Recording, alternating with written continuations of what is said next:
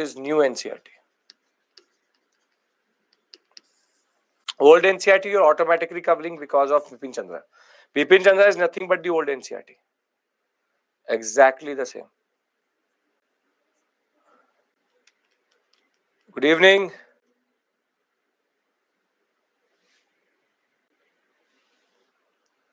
Good evening. Good evening. Don't have to. Pankaj, I know Bipin Chandra will not cover Pune Pact. Bipin Chandra will not have a lot of the things which I am discussing with you. It was not written with the perspective of, it is the old NCERT, but it has a different perspective altogether.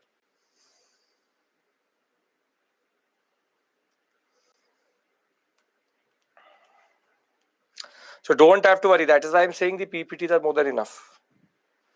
The PPTs are more than enough in that sense.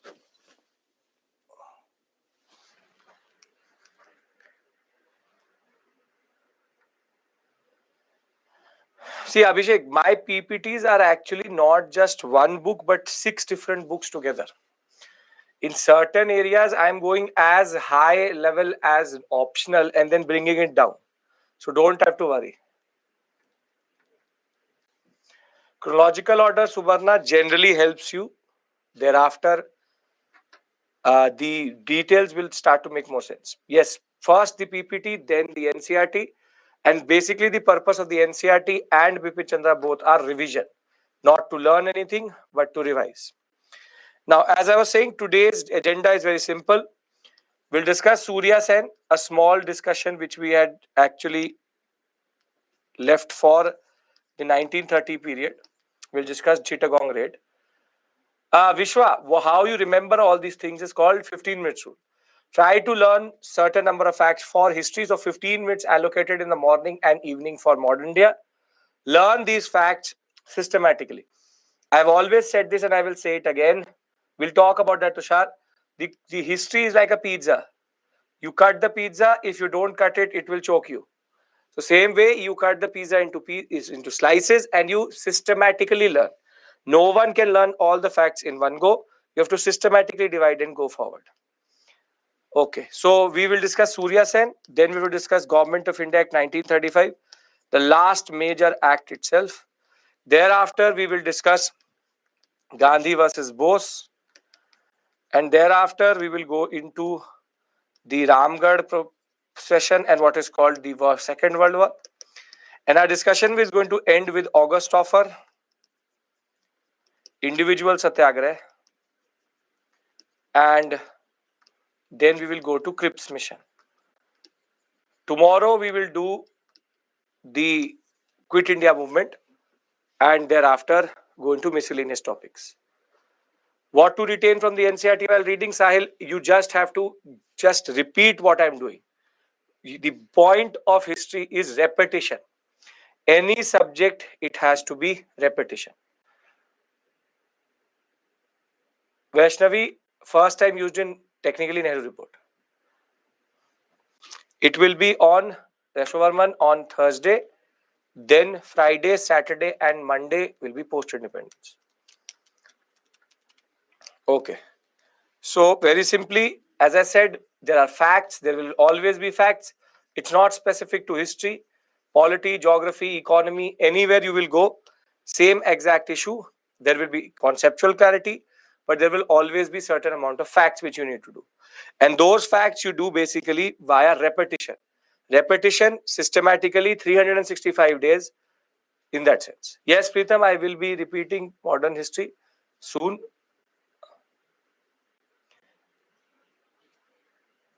So the next batch is, I think, morning batch. So we'll see. I hope you're now more comfortable with this. Right. Okay. So if everybody is here and people are still joining in, after history, you will go into geography. You'll go into geography. Now, can we start our discussion for today? Because we have to discuss a small section, which is Surya Sen. And thereafter, we will go to and come back to 1935. So if you remember, I talked about the revolutionaries in the period of 1929 and 30, but I left one section which is the concept of what we call as the specific geography of Bengal. And that is because it was more linked up with the CDM than it was actually linked up with other revolutionary activities. And basically, in Bengal, after C.R. Das's death, there are two major leaders who will emerge. One, J.M. Sen Gupta, and the Anusilan group is going to revive itself back. Basically, the Anusilan name is going to come back. And Subhash Chandra Bose as two major towering leaders in Bengal. And there will be certain attempts. For example, in 1924, Charles Tegard is going to be technically shot by Gopinath Saha. However, the problem was that the one who he killed was not Tegard, but Day. But he did kill an officer. Later, Gopinath Saha will be hanged. However, the government was extremely heavy on the revolutionaries by 1930. But the most, yes, Siya Das, the no, is not no changer, but Swarajist. But the most important personality with regards to Bengal and revolutionary activities is Surya Sen. Surya Sen was the one who participated in the non-cooperation and was actually a teacher in the national school at Chittagong. And between 1926 and 28 was even arrested for revolutionary activities. Later will become the secretary of the Chittagong District Congress Committee. Loved poetry, loved Nurul Islam and Tagore. However, he was soon joined by a band of revolutionaries, Anand Singh, Ganesh Ghosh, and Lokesh Nath Baul, and they will become the mastermind of what is called the Chittagong Armory raid. This is one thing which was happening parallelly to the CDM in that sense, and this is one of the most interesting periods or one of the most interesting episodes in the Chittagong sector, in the eastern sector, because here the British will technically lose control over an armory, which is actually a major concept. However, the problem was that though the armory had guns, close to 303 of them, the ammunition was not there, because if the ammunition would have been there, this raid would have been totally different. So Sen had decided that he is going to raid along with his associates two major armories. Armories is where you keep your arms and ammunitions. Arms and ammunition. And basically, Chittagong was a very important space for these two armories. And along with 6 others revolutionaries, Ganesh Ghosh, whilst chanting Inqilab Zindabad, down with imperialism, Gandhi Raj has been established, he will take control of the auxiliary army. However, though the Lewis guns were there and 303 army rifles were there, but nothing with regards to ammunition was there. So though this raid was very successful, it will lead to nothing really, because the ammunition was not then in that sense. And the basic point is, I'll give you the summary. The basic point is that whilst there will be a full breakdown of the railway link, the telegraph link, even the banner of what we call as the Revolutionary Army Chittagong branch will be unfurled in different places, and 65 activists will do it. It is a very interesting period because he will be able to hoist the national flag and proclaim a revolutionary government. However, as soon as the government started to bring in the army and started to raid the villages, by 1933, Surya Sen will be technically arrested and hanged in 1934. But for at least 3 years, this Chittagong Armory raid or Chittagong Armory itself had become a very important aspect of provisional governments or parallel governments. The British had no control over this area for a very long time. Bose was not in this raid, Surya Sen. One of the most outstanding features of the armory raid itself was that women had become very important. So, for example, Kalpana Datta was arrested and given life sentence along with Surya Sen. But in this period of the CDM, we also have interesting personalities. For example, Pritilata Vadekar had conducted a raid on the Railway Institute at Pahartali along with the revolutionaries of the Bengal phase. But we have Shanti Ghosh and Suniti Chanderi who shot the district magistrate, imagine. And in 1932, Beena Das actually, whilst getting a degree, fired point blank at the governor. Now imagine these women are never considered or never actually, yeah, you have to remember this, very important. These women are not mentioned in the larger list of revolutionaries. But imagine Beena Das did a 3-year course to just kill the governor. Point blank would mean just next to him. And basic point of the matter is, be it Beena Das, be it Shanti Ghosh or Suniti Chanderi, be it Pritilada Vadekar or be it Kalpana Datta, they represent a parallel story which was happening when the CDM was happening. So while the civil disobedience movement is happening, these revolutionaries also were extremely important. So what this discussion is a small part which is left out of CDM. What you have to remember just generally for the examination, I am telling you that Chittagong Armory raid, Surya Sen, and simple, the name of these revolutionaries can come in the examination. Can you do this? There's nothing here. It's just a random set of words. That's it. So it is very, very important that you do learn them. Women's participation in CDM and generally is important. It's not a big thing. It's not something very, very extensive. Bengal, as I said, we discussed Bhagat Singh. Then I skipped this part because it is more aligned with the period of CDM. Once we've discussed CDM yesterday, we've understood Gandhi and Bhagat Singh's relationship. We've discussed with regards to what is the concept of the roundtable conferences, Minorities Pacts, Gandhi and Pune Pact. Now, if we all are comfortable with all of this, I want to start our discussion with regards to Government of India Act 1935. One of the most extensive and one of the most important mini constitution as it is called. Basically, the Indian constitution is based on the Government of India Act 1935. Can we discuss and start our discussion? This was just a small detour to just add these names to your repertoire. Yes, we are comfortable. Surya Sen, Chittagong raid. There was a breakdown of British authority for at least 2 years. However, the problem was they had guns but not ammunition. And there were certain personalities who were linked to the Chittagong raid itself. And that will Kalpana Datta and Pritilaka Vadekar. And then you have Beena Das and the 2 women who had shot a person. Okay, now, don't need a mnemonic. Now I want to really go into Government of India Act 1935.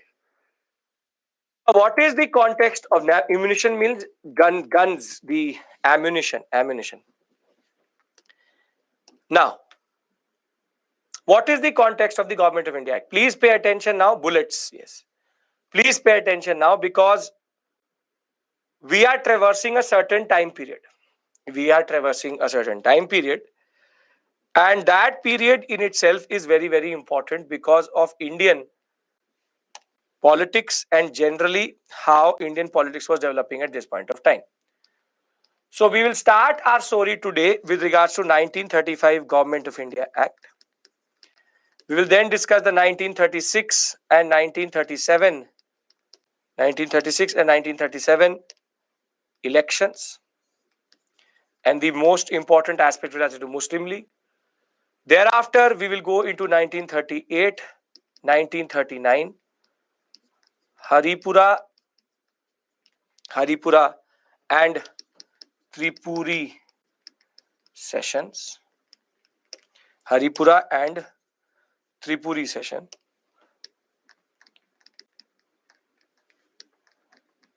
These two are related to Gandhi versus Bose. Then you have 1940 and 1942. This is what we cover today. And basically, 1940 is important for August offer. and what is called as Ramgarh session. 1941 is important for what is called individual satyagraha. And then 1942 is Cripps mission. So though a very short timeline of 5 years, but now these 5 years will have a lot of things happening simultaneously. Now this timeline I hope is clear where we are in the story. As you know, helps you generally in the larger chronological order of modern India. So now, what is the context of the Government of India Act? So the Government of India Act basically is the product of the round table conferences report, which is called the white papers. Basically, these white papers is the name given to the round table conferences report, or whatever was decided in the round table conference. The report is called the white papers. Along with that, when you add Simon Commission report,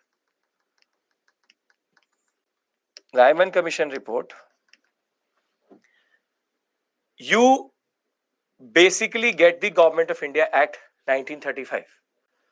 So it is a major development with regards to our constitutional history.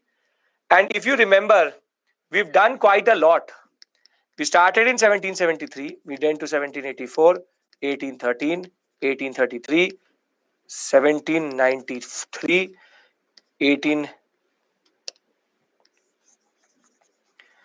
1793, 1813, 1833, 1853. Then we went to 1861, 1892, 1909, 1919, and now finally 1935. You have not realized it, but you basically are finally reaching the last point of the constitutional history. And this generally helps you in the polity and in history both. But in history, you get more questions with regards to this. Now, these are basically the Company Acts, Regulating Act, Pitt's India Act, Charter Act, Charter Act, Charter Act, Charter Act. This is Government of India Act, Indian Council Act, Indian Council Act, Indian Council Act, also known as Morle-Minto, separate electorates. 1919 is Montagu-Chelmsford, Hierarchy, Legislative Division. Now we come to 1935. So 1935 is the culmination of a long process of constitutional development. And as I said, it is technically a product of the white papers and Simon Commission. If you add to the Simon Commission report,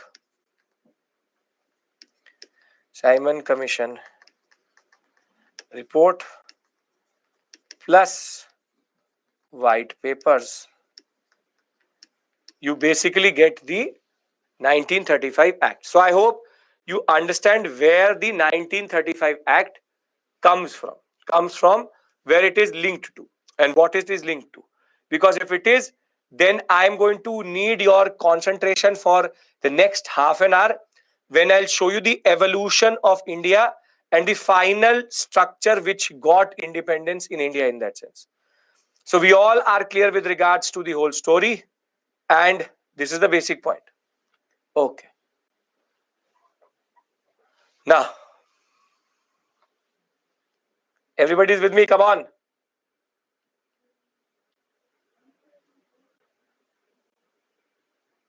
Perfect. Let's discuss Government of India. So, on the eve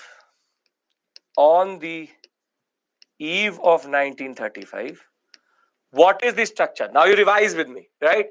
You say it with me, but you have to just say it with me so that you know what is the basic structure. So you have Secretary of State. Secretary of State. This is called what? This is called India House. Very good. And there is one more body which is the High Commissioner. Very good. And the High Commissioner's office is called the Council of India. This is a new word which had come in between. but we did not discuss it. But it's called the Council of India. It's called the Council of India. Nothing but he is the head of the Council of India. How it is called? India House. It is called Council of India. Then these two bodies control the Governor General and Viceroy of India. He has his own structure, which is technically based on the Executive Council and Legislative Assembly. Extremely good. Everybody is with me. Great. And the Council of States. This was called bicameralism. Now, he had under him what are called governors. And last when we discussed, it was Bombay, Bengal, Madras, Punjab, Awadh, Northwestern Frontier. And here the governors have technically two: Executive Council and Provincial Legislative Councils. Yes, we have the following structure, which is in England. In England, we have this structure, which is Secretary of State, High Commission or High Commissioner, Council of State. And in India, we have this structure, which is Governor General, Viceroy of India, Executive Council, Legislative Assembly, and Council of States. This together was called the concept of bicameralism. There is something called hierarchy. There's something called hierarchy in which there are two basic divisions. This is called hierarchy and this is called bicameralism. And simply hierarchy allowed for what is called a reserved and transferred, and simply there was legislative division. So simply this is the beautiful structure which was coming up in India. Yes, his plus 15 members are still there. Very good, perfect, no issues. So we understand this basic structure because now India will get hierarchy is the concept of division of legislative subjects in the provinces into reserved, in which the governor and executive council legislate, and governor plus legislative council is transferred. All useless things were put into the legislative, the transferred subjects. Reserved subjects were one which really mattered. So we all are on the same page with regards to this, right? We understand this basic structure. Okay. So now, what does Government of India Act 1935 do? Now, please understand simple point. This has been an evolution from 1861 till 1935. And as I said, the structure is more or less stable. And Montagu-Chelmsford reforms introduces bicameralism and reserved, and the concept of what is called hierarchy. Other smaller changes were done, but that are not important to us. So Secretary of State and High Commissioner in England, then Governor General and Viceroy of India, Legislative Assembly, Council of State, Executive Council, and at the provincial level, this is the provincial level, this is the central level. This is central, this is provincial. So I presume and I understand that you understand this structure. We've been doing it and you already know it. So imperial, central, whatever you want to call it, perfect, no issues. So you are now teaching me. That is a very good, very, very good sign of now the concept and understanding developing. Great. Okay. Now, Government of India Act 1935, there will be a whole set of changes. And first is going to happen in England. What happens in England is very simply. Now, please pay attention. Please pay attention. 3 out of 6. Yes, Rahul, perfect. Those are minor details. For me, structure matters. Now, you're the Council of India. Nobody but the High Commissioner. And you had the Secretary of, rather we'll write it the same way. You had the India House with what we call as Secretary of State plus 15 members. Very good. Now the first change which it does is, it abolishes, or rather we'll say it removes the Council of India.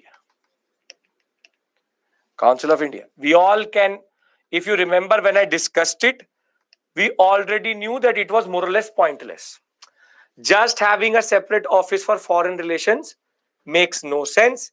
So basically the British will realize it by 1935 that this High Commissioner's office is just a waste of money and basically a waste itself. So now the Council of India will be abolished. This is what is called, yes, this is the longest act with chapters. The whole structure of the government of the Indian Constitution is based on the Government of India Act 1935. So it removes the Council of India, and that is the first thing, which is this is gone.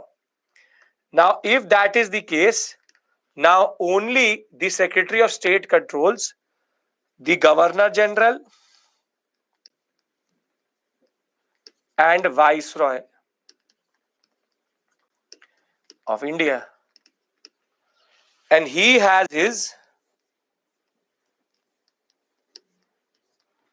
Executive Council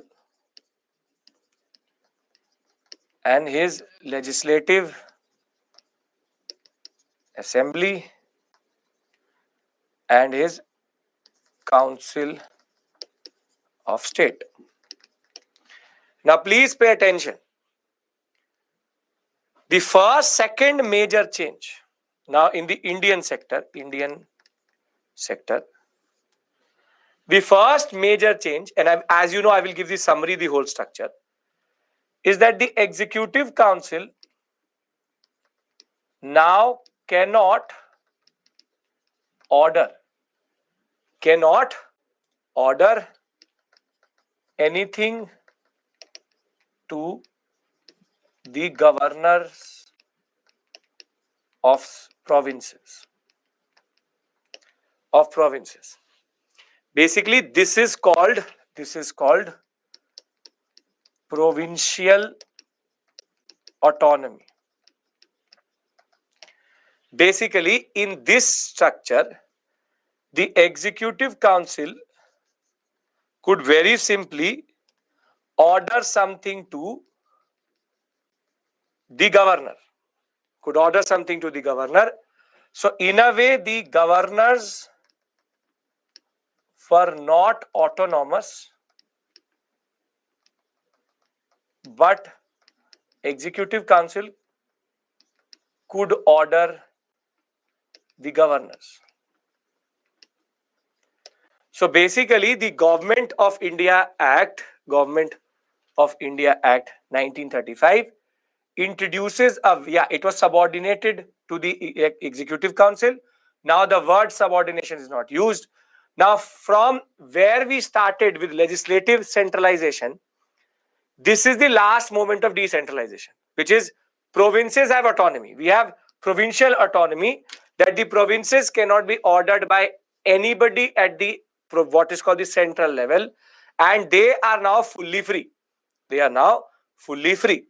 So this is a very important concept, that simply the Executive Council cannot order anything to the provincial governors. Now, one next change which was introduced, and very interestingly, it was never implemented, It proposed hierarchy at the center. It proposed hierarchy at the center, but never implemented. It proposed that Governor General and Viceroy of India should also have this relationship in which something should be only done with the Executive Council and something with the Legislative Assembly and Council of States. But hierarchy will never ever be implemented.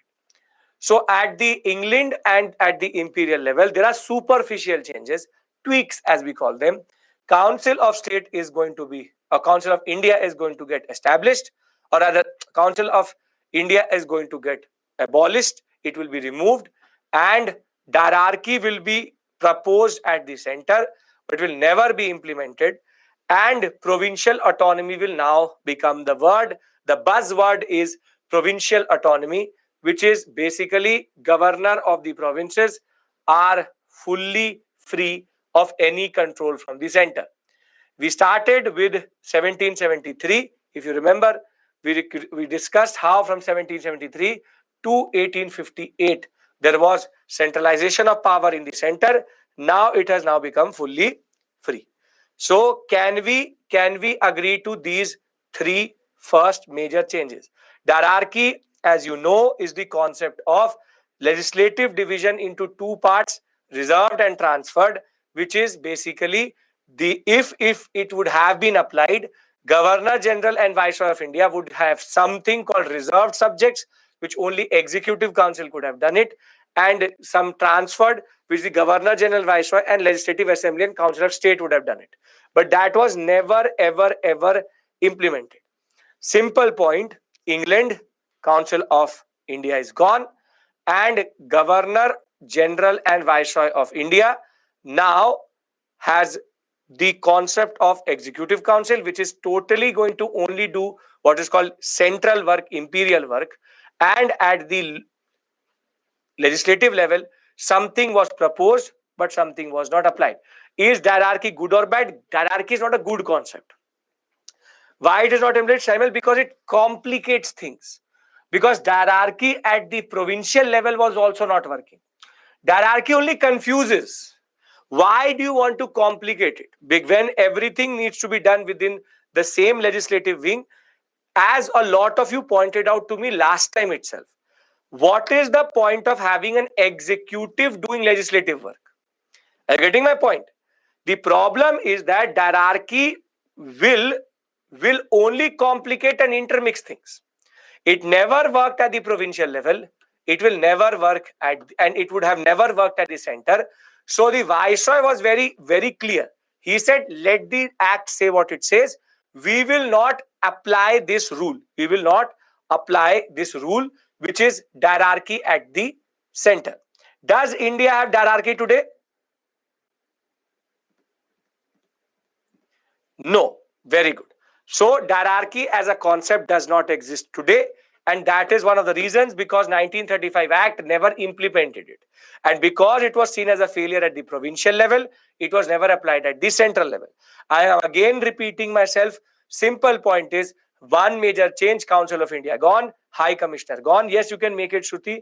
And thereafter, the Governor General and Viceroy of India basically has now lost any major control on the provinces because of provincial autonomy, and hierarchy was proposed but never ever implemented.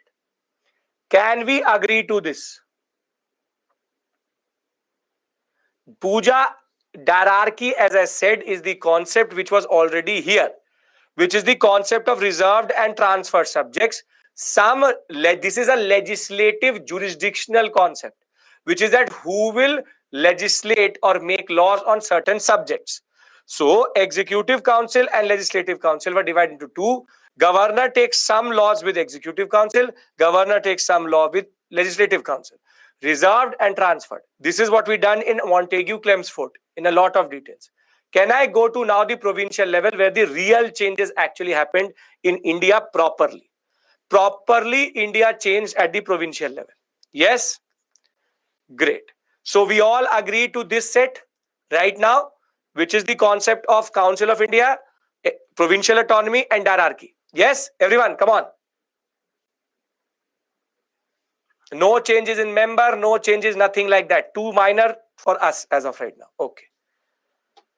Now at the provincial level, the real changes happen, which is technically a full reorganization of India in the way that now at the provincial level,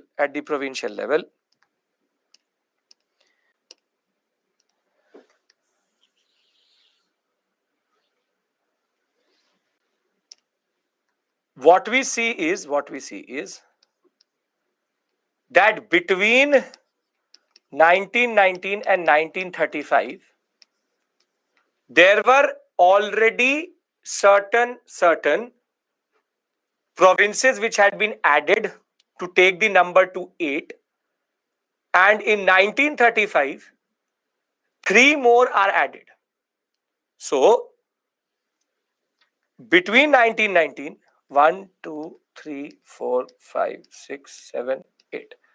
Between 1919 and 1935, the following provinces existed.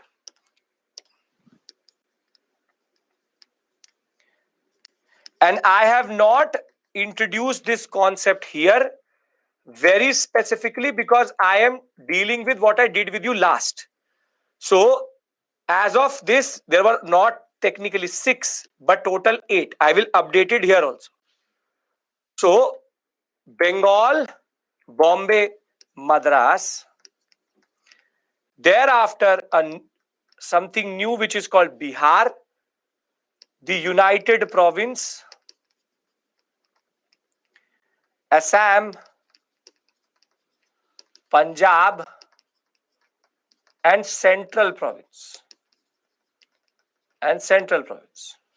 Basically MP, UP, Assam, Punjab, Bihar, Madras and Bombay. And if I want, I'll just add them here so as to basically update this list, which is you have Bombay, Bengal, Madras, Bihar, UP, CP, and Assam and Punjab. The Oudh was actually renamed in this bit in between as United Province. Central Province is carved out as new. Punjab is technically nothing but the Northwestern Province, and Assam is nothing but the partitioned Bengal. Basically, this concept, CP means Central Provinces. This concept had United Province means UP. These eight had emerged between 1919 and 35 by either reorganization or renaming. But these were such changes which I did not need to deal with you. So that is why we did not discuss it. But now when I go do 1935 Government of India Act, basically between 1919 and 1935, 8 provinces started to exist. Central Provinces is MP, United Provinces is UP, Assam is nothing but the whole northeastern sector, Punjab is Punjab, previously called what? Northwestern Frontier or Northwestern Province. United Province, Bihar, Madras, Bombay, Bengal. So this information I have been withholding with me because it made no sense to add 1111 without discussing constitutional development. So simple point, there have been certain additions and reorganization, but it has been done internally in India and will be mentioned formally for the first time only in Government of India Act 1935. And I am a Britisher, so basically it matters to me here, which is 8 provinces which existed as of 1934. It should not come as a shock. It should not come as something new. But as I said, not important when they are added. Parth, that is the basic point. Awadh becomes United Province. All of this happens in the background. We don't care about the background story. What matters is what is added further and the concept of what is called bicameralism at the provincial level. Basic point. It seems as something has changed, but what has changed is same places have been reorganized. That is it. That is it. We don't need to know how these 8 emerge, because they happen at the Indian level, not at the British level. Are we clear of this? It is not out of the sky that these have fallen into, but they have emerged as we were concentrating on nationalism. The British in the background changed the system. We all were upset. We were discussing about Gandhi. Whilst we were discussing Gandhi, the British were doing all of this in the background. Can we agree to this concept? Because for us, Gandhi was more important, or national movement was more important. So, very simply, I have, for the same reason, updated this list. So, there's no issue that on the eve of 1935, the 8 different provinces which existed were simply a reorganization. Central province is MP, United Province is UP, which is Uttar Pradesh. So, can we agree to this much? It is not deceivement, it is not something new, it's just that this has happened in the background. Perfect? Great. Now what happens is that the Government of India Act adds 4, no, not 4, adds 3 more provinces. Adds 3 more provinces. The 3 more provinces basically are, and you know them also, are Orissa, Bombay Presidency loses Sindh, and Northwestern Frontier Province. Northwestern Frontier Province. Refresh, Prachi. This is nothing but Afghanistan. Whilst all of this has happened, there's one more thing which will happen, which is out of British India, 5th change, Burma will be removed. I will give you a graphical representation of this. Don't worry. As of right now, just follow what I'm doing. They've added 1, 2, 3 new provinces, and they've removed Burma from India. So Myanmar became a separate British Myanmar at this point of time. Punjab would include, as of right now, parts of Pakistan and Punjab. Sindh has now become a separate province itself. Northwestern Frontier Province is a province in itself, which is technically the concept of the Afghanistan sector. In India, you have Bengal, Bombay, Madras, Bihar, United Province, Assam, Punjab, and Central Province. If you want, yes, later, it is Northwestern Frontier Province where basically Pakistan will be created. We will discuss that. But parts of Punjab will also go. If you want that, I can just put them spatially here and it will make sense where they are. Can I do that? Because there is much more to the story than this much. So, basically, you have Madras in south, Bombay, Central Province, United Province, Bengal, Bihar, Orissa, Assam, Punjab,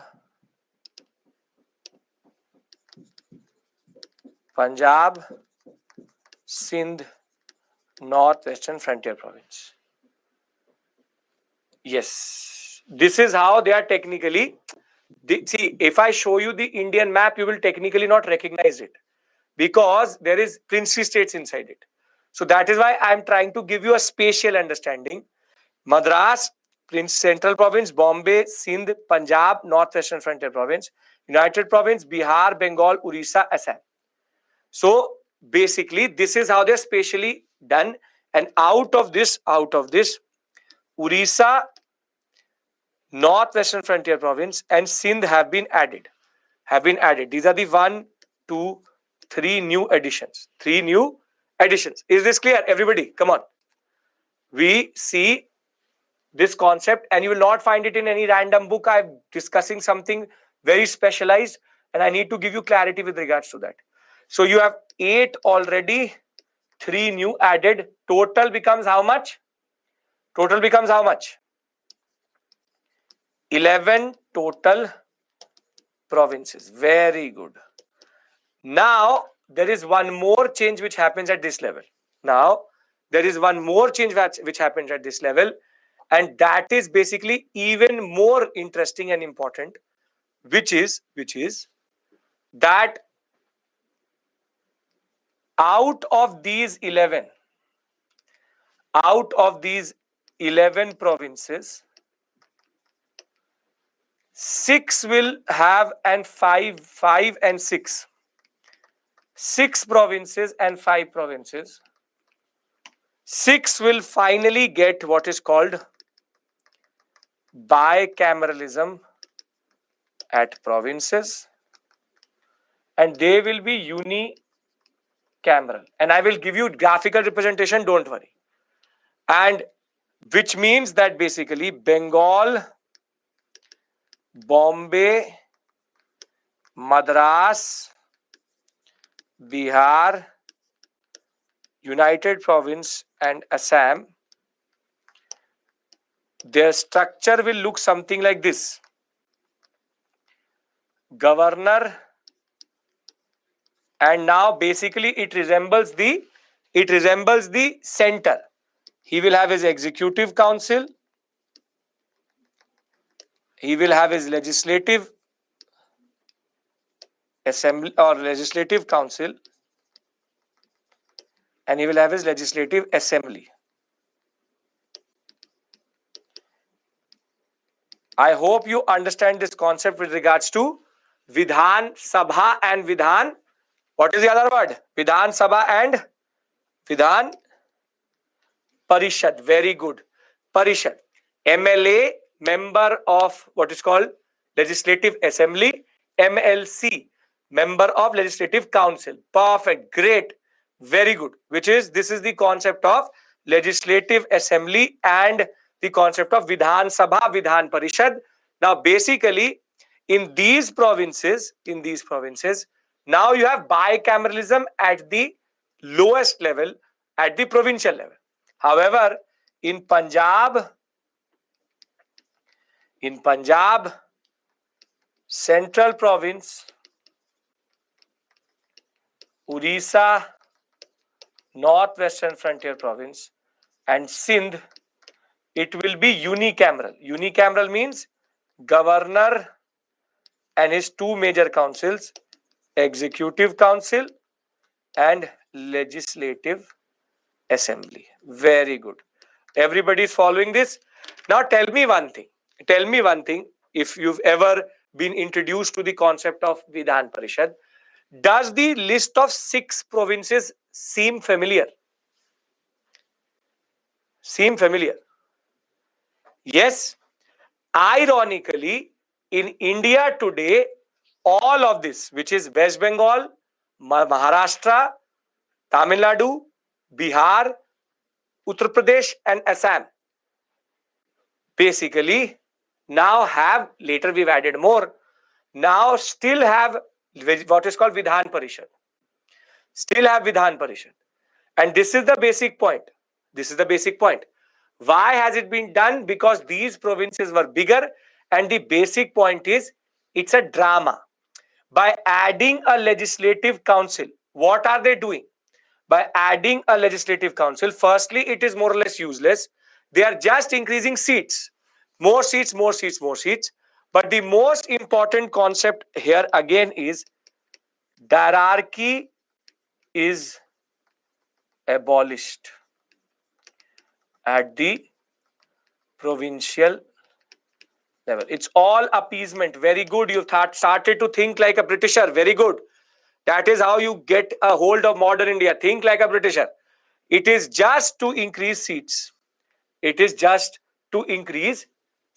See, certain changes were done later with regards to Tamil Nadu, adding Karnataka, the Telangana and Andhra Pradesh. As of 1947, These were the ones which went with Vidhan Parishad. Later we've added, sure, but I am discussing their persistence. The concept of Vidhan Parishad does not have genesis in modern, in what is called independent India, but in colonial India. Now, if you understand all of this, I would like to bring all of it together into two flowcharts. And it should technically, basically bring everything together. I have basically they abolished the hierarchy at the provincial level, propose it at the center level. I'll again repeat myself. You see, it is basically a very big act. Other smaller provisions are also there, but Council of India is gone. Provincial autonomy, where governors don't have any control, or the governors technically are not controlled by the executive council of the viceroy, and hierarchy was proposed but never implemented. On the other hand, at the provincial level, we see the addition of 3 new provinces, in which 8 were already there. And these three were interesting because they were being bifurcated out of one out of Bengal, one out of Punjab, other out of Bombay Presidency. Thereafter, hierarchy will be abolished at all levels and the provincial level. And in 6 provinces, they will have bicameralism. 5 will not have bicameralism, which is unicameral. Now, can I bring all of these 3 pages into one page, and then I want to show you in graphical manner what is there. Okay. Okay. Why recommend hierarchy? Barth, that was Simon Commission's problem. Simon Commission said, provincial, it doesn't work. Center, it will work. But Viceroy said that you don't have to tell me this. I will not apply only. Okay. Now, I cannot, Yashovarman, please understand this. You have a modern notion of a map. I cannot show you that right now because India is very different to the map you understand right now. I will show you a map tomorrow, and that is going to be very important, where everything is going to get settled down. Don't worry about that. Okay. Even in the center, hierarchy was introduced but not accepted. Now let's see the whole structure. Please pay attention. I'm bringing all these 3 concepts together. As I said, I can easily show you a map, but it will only distort your vision more, because the India you imagine today is much different than what it is right now. So I'm spatially putting them. Don't worry about that. I'm telling you the state which they are. Okay. Council of India, Secretary of State,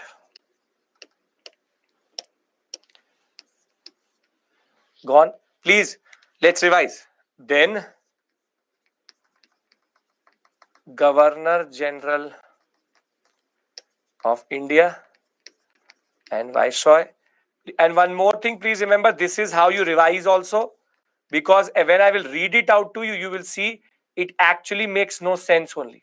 When I will read the same provisions out to you, it will make no sense. So reading a book will not help. No legislative, only, why not legislative council in 5 states? 3 were new, and these 2 were smaller than the other ones. Okay. He has executive council, and then he has legislative assembly and council of states. Anybody has any issue till this point? Please come on, tell me. Anybody has any issue till this point? No? Here, what are the major changes? One is this. Second is provincial autonomy. And third is hierarchy proposed but not applied. Thereafter, things will start to become a little bit interesting at the provincial level. 6 provinces, 5 provinces. The 6 being Bombay, Madras, Bengal,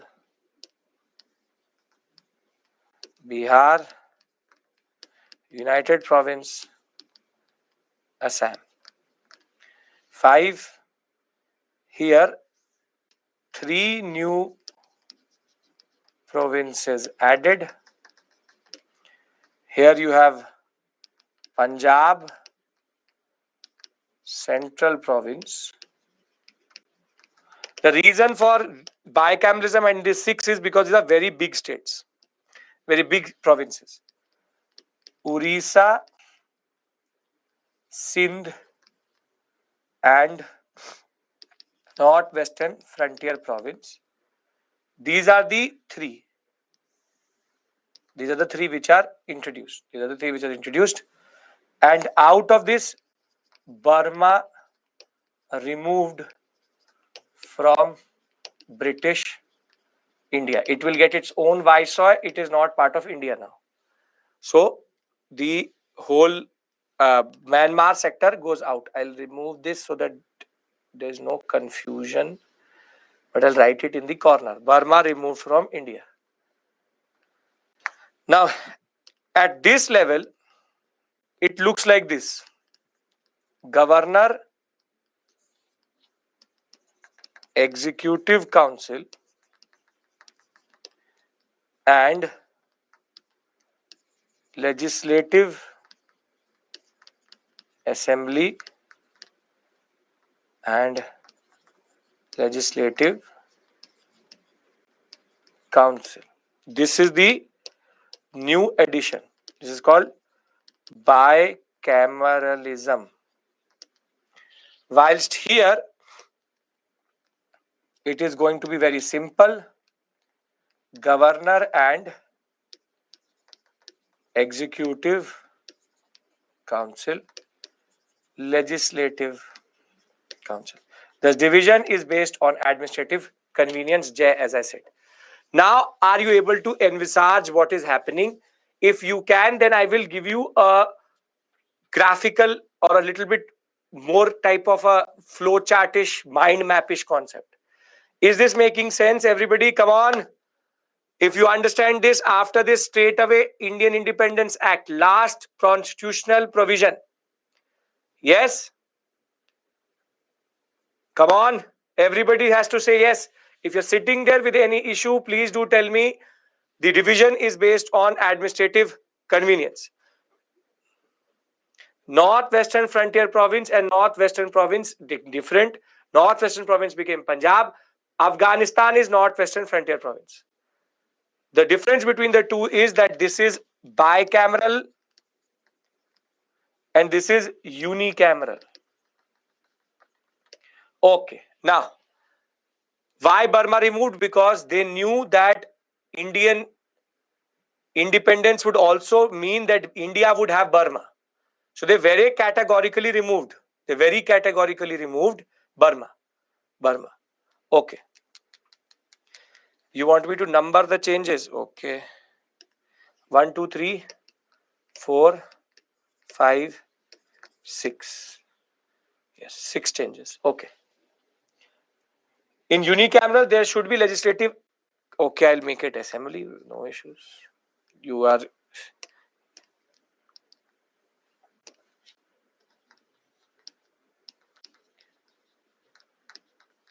Now better? If it confuses you, sure. Why not? What is the difference between Legislative Council and Council of State? Council of State is at the central level. Legislative Council is at the provincial level. But basically, both are the same. In the sense that Raj Sabha and Vidhan Parishad have the same type of work. Yes. Now, let's try to understand. I'll add this point also if you want. 7. Hierarchy abolished at provincial level. Okay. Now try to imagine it like this.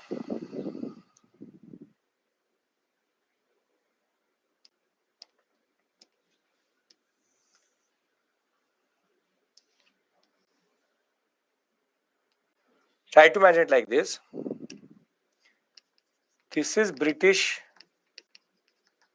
India. This is Burma. All reserve transfer topics managed by to get no executive involvement. No executive involvement.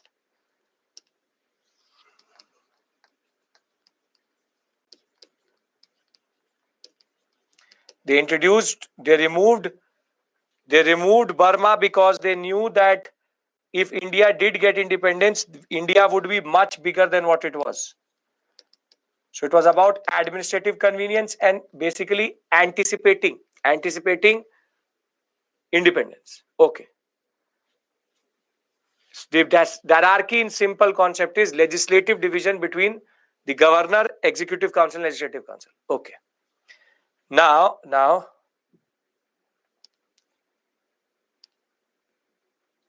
you have, this is Delhi. This is Delhi. So in Delhi, you have the Governor General and Viceroy, Legislative Assembly, Council of States. Yes, Ashavarman, true. Executive Council. What does difference between bicameral, unicameral? Shiva, if in the parliament there was only Lok Sabha, unicameral, one. When there are two houses in legislature, it's called bicameral. Lok Sabha and Raj Sabha. Okay. Executive Council, this is okay. This is Delhi. Now,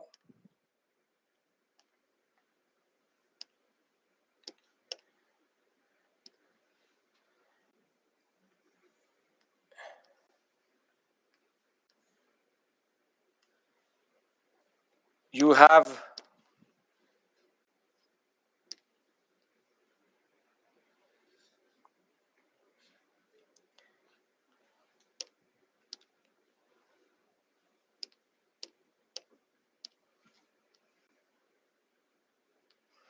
okay.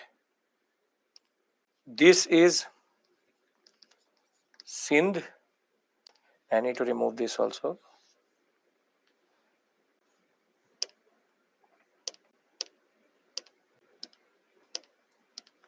This is North Western Frontier Province. And this is Punjab. Thereafter, what does the green represent? Are you able to decode it? What does the green represent? Very good. Green represents newly added. So you have United Province, you have Bihar, you have Bengal, you have Assam, and you have Orissa. And you will see automatically India will come into existence. You have Orissa. Orissa should be in the wrong color. It should be in green color.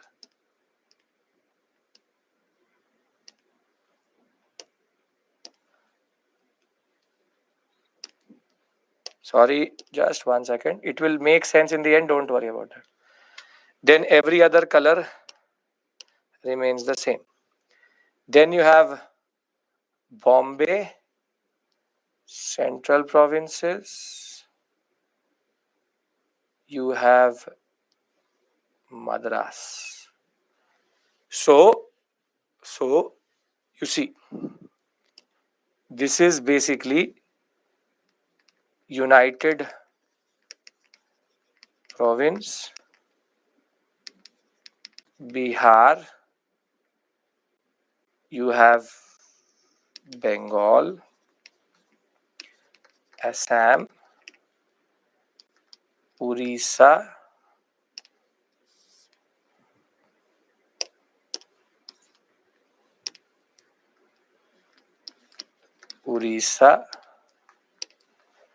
then Madras,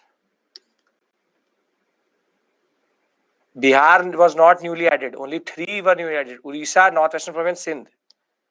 Central Province and Bombay. Now, are you able to imagine India within this? Are you able to see it? Are you able to see it? Yes? Because the gaps which you see here basically are all princely states. The concept of paramountcy I will discuss with you day after tomorrow. But India technically was this only. If you actually had to see India, it was this only. But now we have one more task to do, which is to shade them. So let's say green color for newly added, blue color for 8 existing as of 1934.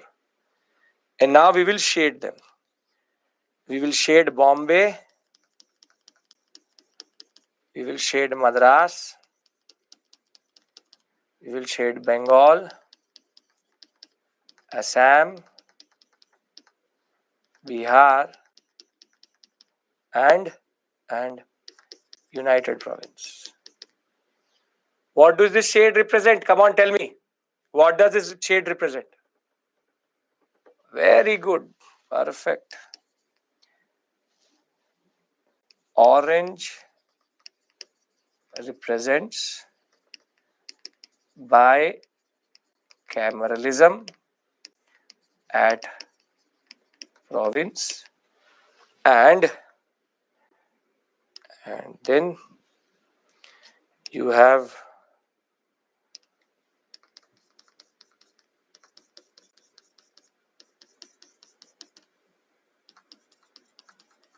whatever is left is basically red is unicameral. Even before I'm asking you, telling me, very good, unicameral. Now will you be able to imagine it?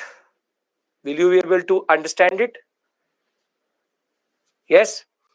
So this helps at least process all the information which we've done, but at least this is better than this one. This is heavy, but now basically we made it into a simple graph. A simple graph. Unicameral means it only has one house. It only has one house. Yes.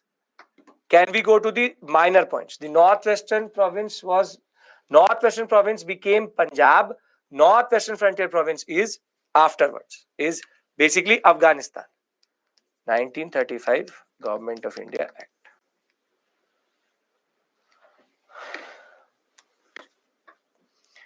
Can I now add the minor points which are also there in this area and we close this topic? Okay. So I'll give you a summary again. Don't worry. When we talk about the other points of the Government of India Act, I will write them down for you. So let us discuss the provisions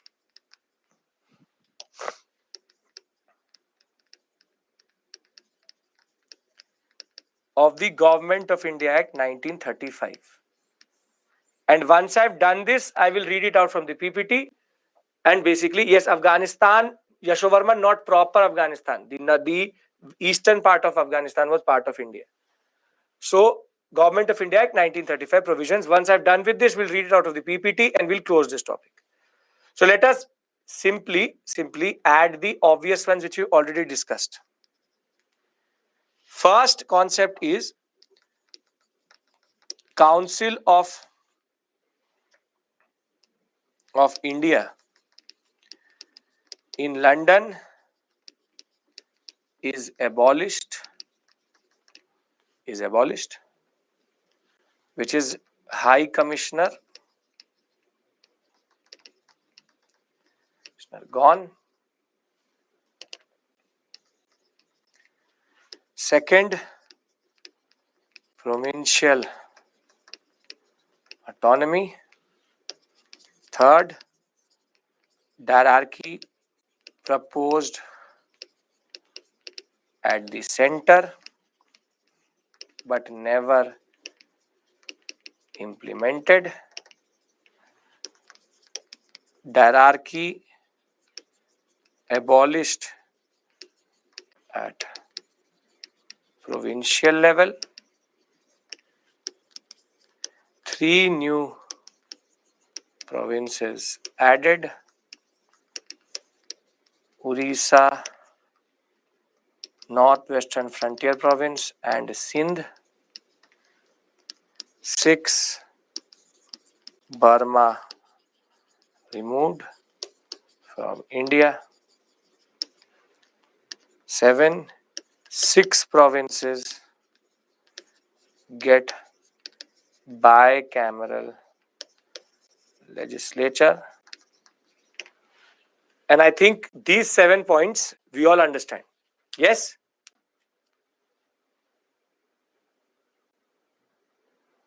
Yes, Praveen, everything remains the same. Everything remains the same. Now, there are further 3 more interesting points. First is called the concept of federal court.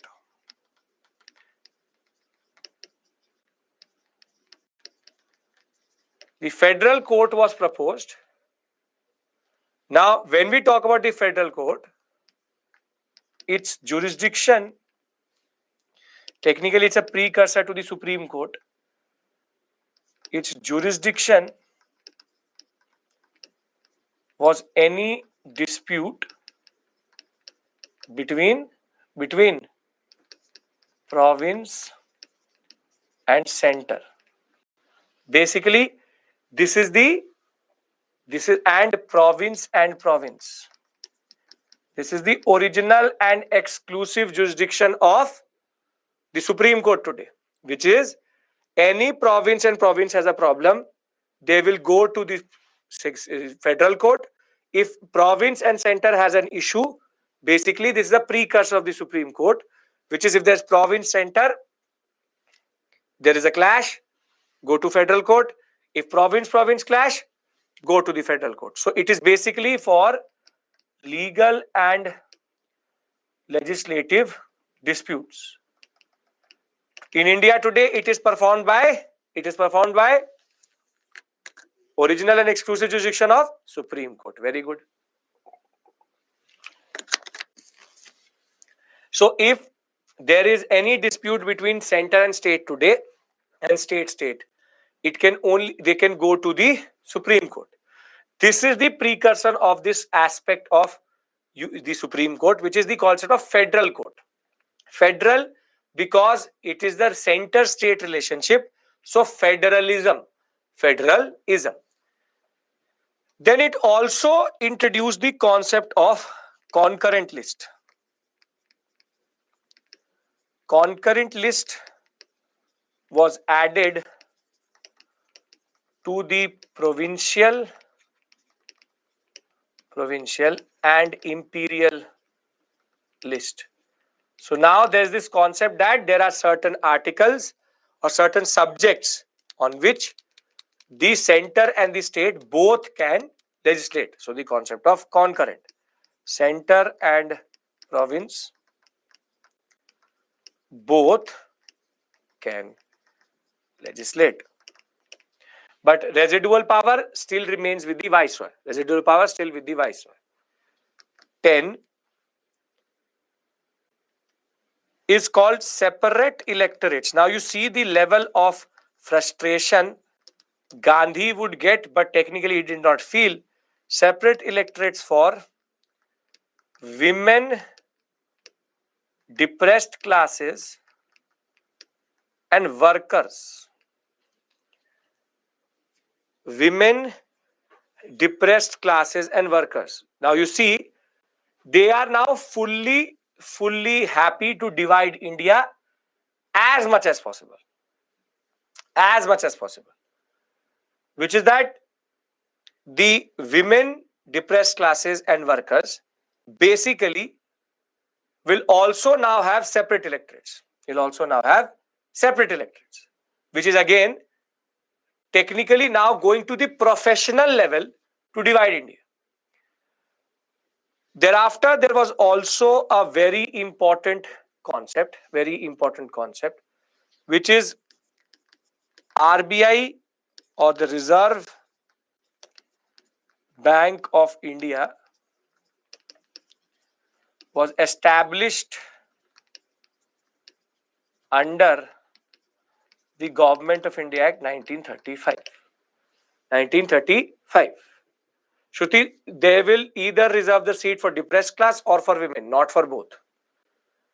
Then, last and the most interesting, British India will be an all India federation, never implemented. Can I tell you what is the concept of all India federation? The concept of all India federation. Can I discuss the concept of all India federation? We all are clear about these 7 and then the first 11 or the first 4 in this.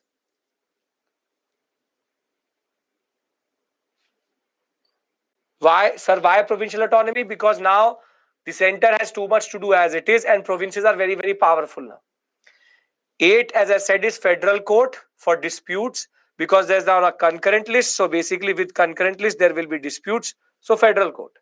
And the separate electorates, as you remember, Dr. Ambedkar said that he does not want it, but still he gave it. And this is what the British do. Even after the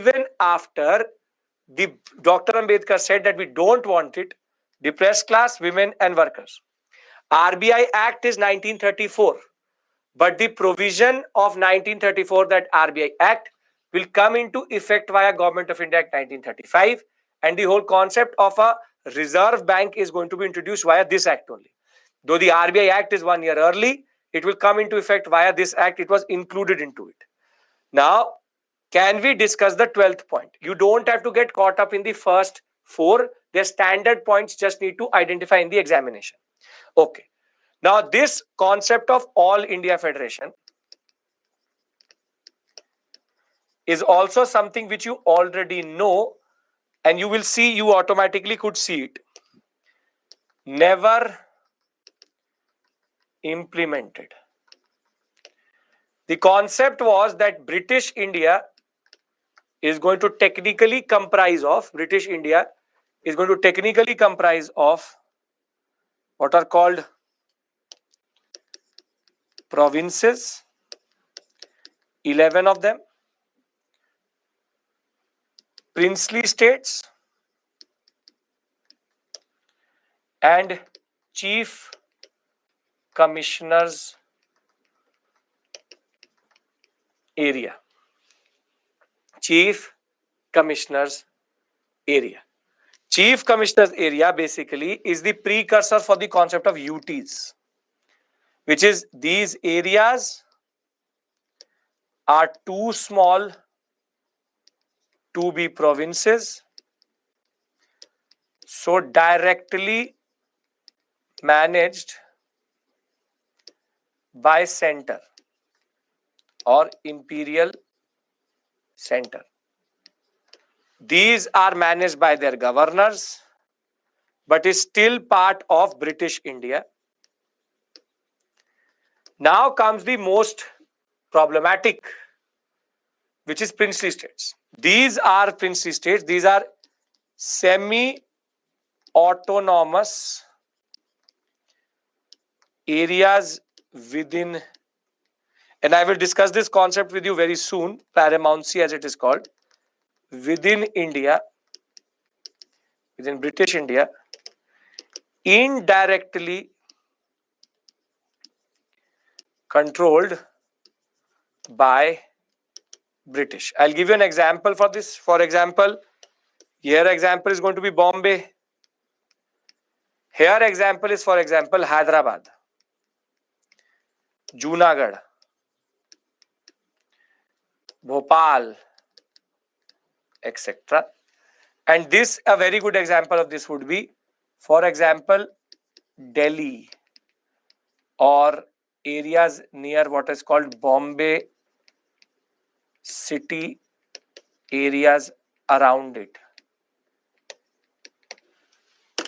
Basically, this was the proposed plan.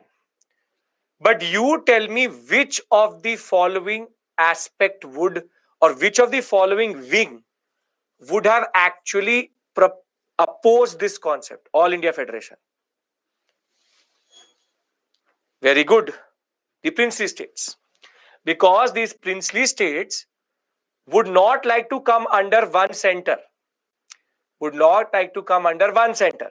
Basically, the center would control these three areas. In a way, bring all of these three together.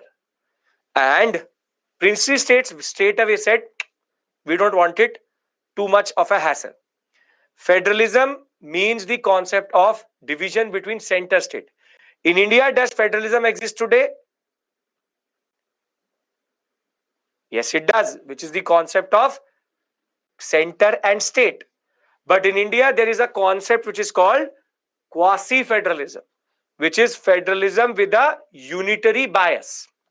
That though center and state are separate, but most of our what we call as power is concentrated still or tilted towards a strong center. When there's a strong center, it is called unitary bias. We are not a unitary system, we are a federal system wherein we have PMCM. The same way they were proposing the concept of center and state. Center, province, princely states, chief commissioner's area. This was not implemented. So basically, you technically do not need to learn. But in the examination, if it says All India Federation, will you be able to simply mark it yes or no? Please tell me this. Yashovarman, as I said, it is a proposed concept of reorganizing India into these three parts with a simple central power. Central power is simply going to control three parts of India together, but that is what is not technically acceptable to the princely states. It is, if you keep it very simple, in the examination, they will not say write a short note on All India Federation.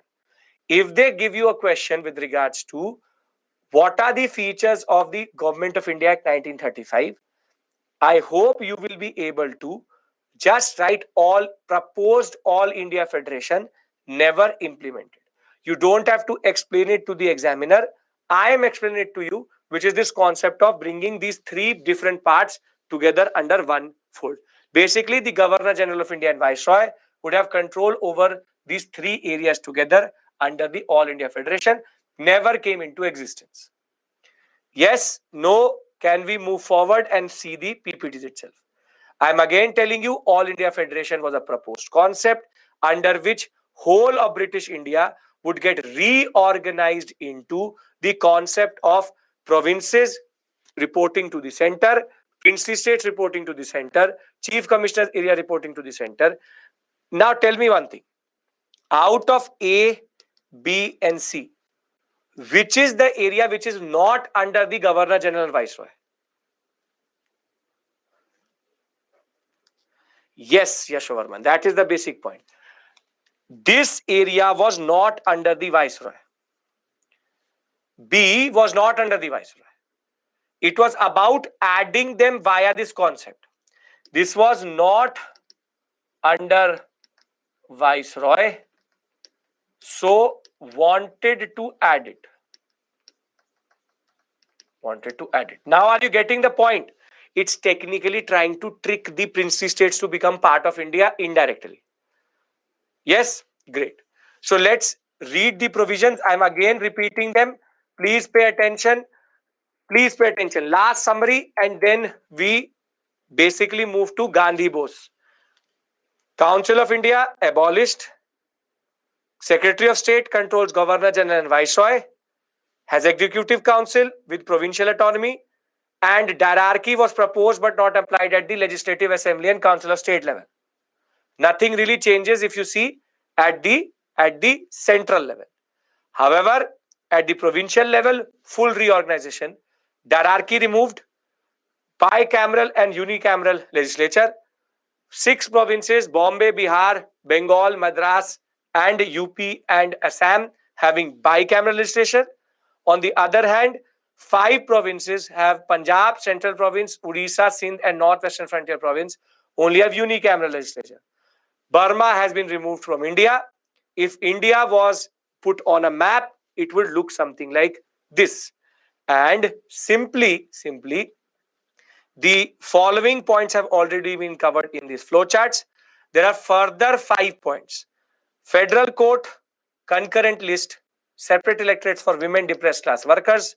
Reserve Bank of India provision was already there, now added properly. British India will be an all India federation, will never implemented to integrate princely states. Yes, Suraj, very good idea, very perfect idea. And Suraj says, sir, if all India federation implemented, it would be easy for us to consolidate India after independence. And this is the problem which Patel is going to face, which is that all India federation was never applied only. Great, perfect. Why they were not princely states under Viceroy?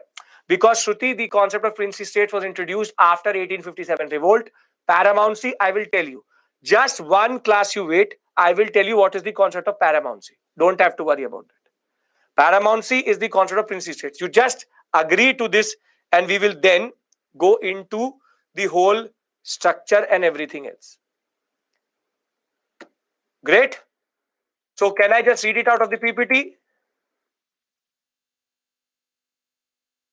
Perfect. I hope now anybody has no issue with regards to Government of India. One of the most difficult to understand because multiple changes at multiple levels. Yes? Great. All India Federation would have been made it easier for princely state reintegration. Yes, very good. Okay. Now, what is that drama? All India Federation, they removed Burma. Burma was removed because they knew that India would going to get independence inevitable and they wanted to remove Burma. All India Federation was just their chance to technically, basically integrate the princely states, which technically did not happen. Okay. What is the beauty of this whole structure? Is that the Government of India Act also has the same structure as the Government of India or the Constitution today. Each of the chapters were divided into parts. Close to 2,000 speeches were given and debates happened in England. Total 11 parts and 10 schedules, considered the lengthiest and the longest piece of legislation ever produced in India. That is why this is called the mini constitution. It's called mini constitution, and the Constitution of India today is basically based on the similar structure. Now, what are the provisions? Autonomy to provinces, end of hierarchy from provinces, but introduced at central level, but never implemented. Then residual powers with the Viceroy, as I told you. Abolition of Indian Council of the Secretary of State. So basically, the Council of India has been abolished. So High Commissioner is gone.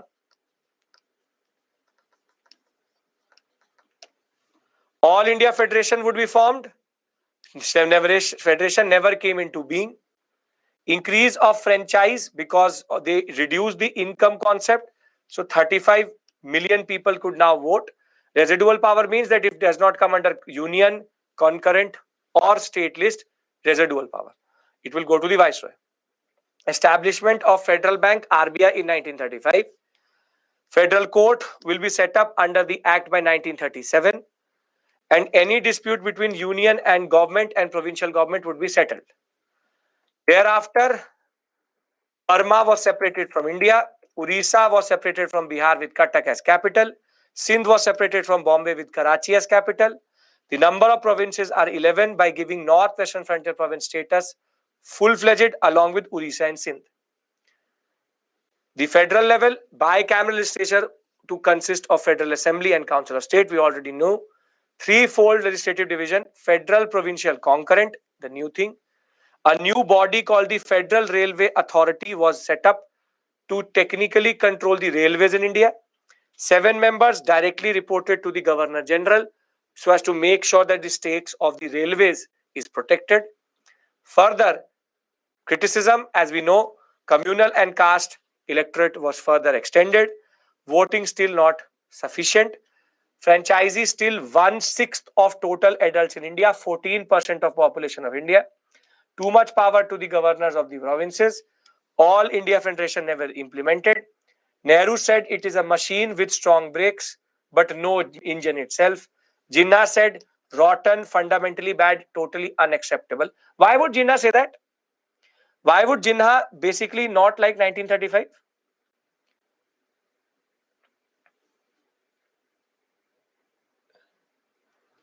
Muslim separate electorates are already there. Strong center. Strong center. In this, still the center is very strong.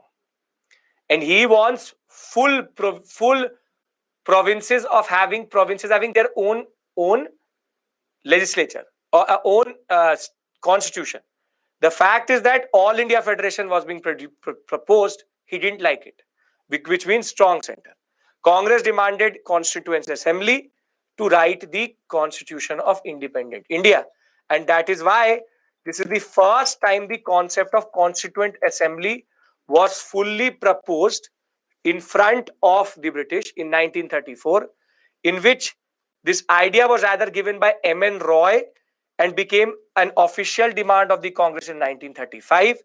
And C. Rajagopalachari voiced the demand for a Constituent Assembly on 15th November 1939 with adult franchise for the first time. And you will see it will be accepted in 1940 under August offer, which I will discuss with you. Now, before I go to the performance of the two parties, are we clear about the Government of India Act? That Supreme Court Yashovarman is basically based on criminal jurisdiction. I have given you a thorough understanding. I've tried to give you flowcharts. I've tried to give you basic understanding of what is the structure. Simple point is you don't have to complicate it. If you can remember the basic provisions I have written on the screen, it is more than enough in that sense. The 14 which I wrote, this one, if you can remember, forget the slides. I told you when you will write it. If you can remember these 12, can you remember these 12 for me? See, first is going to be basically match the following or a statement based question in the examination. And then they can ask you a question. For example, I'll give you, if you want, I can give you a mains question. See, the Government of India Act was the base on which Indian Constitution was developed. Discuss in the context of its provisions. Now, the irony is that if you will technically just write the 12 which I have written, it will automatically become 250 words. Now, this is the other type of question that basically it introduced all the aspects which we see today, and the concept is very simple. You can write an answer for this. Perfect.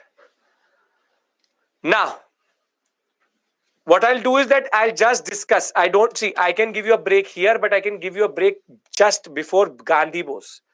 Because what I need to do is there will be elections in 1936 and 1937. I just have to discuss the performance of the Congress and the Muslim League. Can we do that?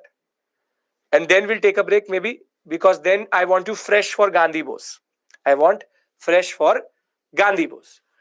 Now, you send Nandini the answers to islive@byjus.com. Now, Government of India Act 1935 has been produced.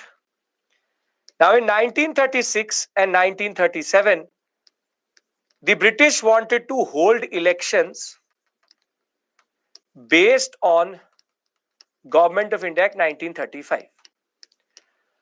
So now what is going to happen? White papers is nothing but the base of the Government of India Act 1935, which is the round table conferences. Rahul is going to come in. Don't worry. Just one more year wait. 1938, Linlithgow is going to come through. Now, 1936-37 elections is a very interesting phase, because now the Congress, for the first time, as the Indian National Congress, will fight an election. Will fight an election at both the central and provincial level. And what is interesting here is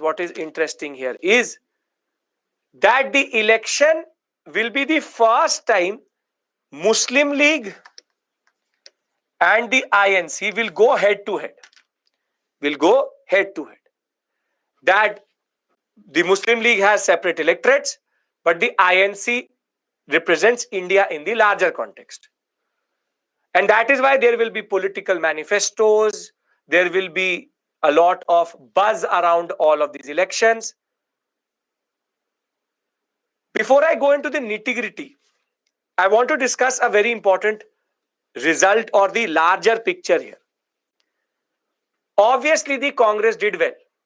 Obviously, the Congress did extremely well with close to 90% of the vote share when it comes to non-reserved seats. So the Congress will do well at the central level, at the provincial level. Most of the premiers, premier is a word basically for a CM. Most of the premiers were INC based. However, only in Bengal and in the Northwestern Frontier Province, they'll not be able to manage that. Though there were two other very towering personalities, who's called Fazlul Haq, the Krishak Praja Party in Bengal, and Khiz Hayat Khan, who technically was Northwestern Frontier Province, the Unionist Party. But that is not going to come as a surprise to me, and I hope it does not come as a surprise to you, that the Congress did well. It is obviously the Congress. But what is more shocking or technically predictable for me is how bad the Muslim League do. The Muslim League had been claiming since 1906. For 30 years it was claiming, we represent the Muslims. We represent the Muslim. I am Jinnah. I represent the Muslims. Muslim. I am the worst. I am the best. I represent the Muslims. Now, when Muslim League goes for election this time, the performance, you see, 2 out of the 84 reserved constituencies in Punjab, 3 out of 33, not even one seat in where Pakistan is today, and in all provinces they were second. At this point of time, League vote share within Muslims is 3%. Only 3% Muslims support the Muslim League. After separate electorates, this is this performance. 3%. And the League will become so desperate for forming governments that in the United Provinces, it will go to the Congress and say, Bhaiena, let's go for a coalition. Let me also come to power with you. We have always been together, brothers. Remember the brother, I helped you there, help me. Let me make a government with you. Congress says, who, what Muslim League? Congress showed a lot of arrogance at this point of time, and Muslim League was not able to form a government in United Provinces. Basically, the real power, what we call as Auqat, the real power of the Muslim League was now in front of everybody. That only 3% of Muslims actually support Muslim League. But the performance in this election will do two major things which is related to communalism. Can I discuss these two major things which are extremely important for our history? First is that the Congress will lose out or will have a very myopic vision. The Congress were like, we won, we will make everywhere government. They did not realize that by not cooperating with the Muslim League will fully get alienated. And thereafter, there's a grudge which Jinnah holds that when I told you to go for cooperation, you did not go for cooperation. And second is that Muslim League will come to a major dangerous conclusion. And the dangerous conclusion which Muslim League is going to come to, and you listen to the wording of it. In independent India, Muslims will never have their interests protected or honored. But this is not the line which Jinnah said. Jinnah said, in independent India, Muslim League will never have power or its interest will never be protected. But what Jinnah does is he interchanges the words. The bad performance of Muslim League was not the fact that the Muslims wanted a separate country. But now Jinnah will realize that basically within India, Muslim League will never do well. And now starts his larger concept of Pakistan, that if I don't get another country, separate country, I will always be overshadowed by the INC. The INC did a major blunder here because they could have been a little bit more long-term perspective and bring in the Muslim League and basically absorb the Muslim League itself. But rather than they create an enemy in the Muslim League, which the British will use very soon in 1939. But I hope you are able to understand how Jinnah has changed the whole concept. Muslims did not accept Muslim League, but he saw it as Muslims not accepting the INC. And the irony of the story here is, where Pakistan is today or was given in 1947, Northwestern Frontier Province and the Bangladesh sector, which is Pakistan and Bangladesh, these areas never supported Muslim League only.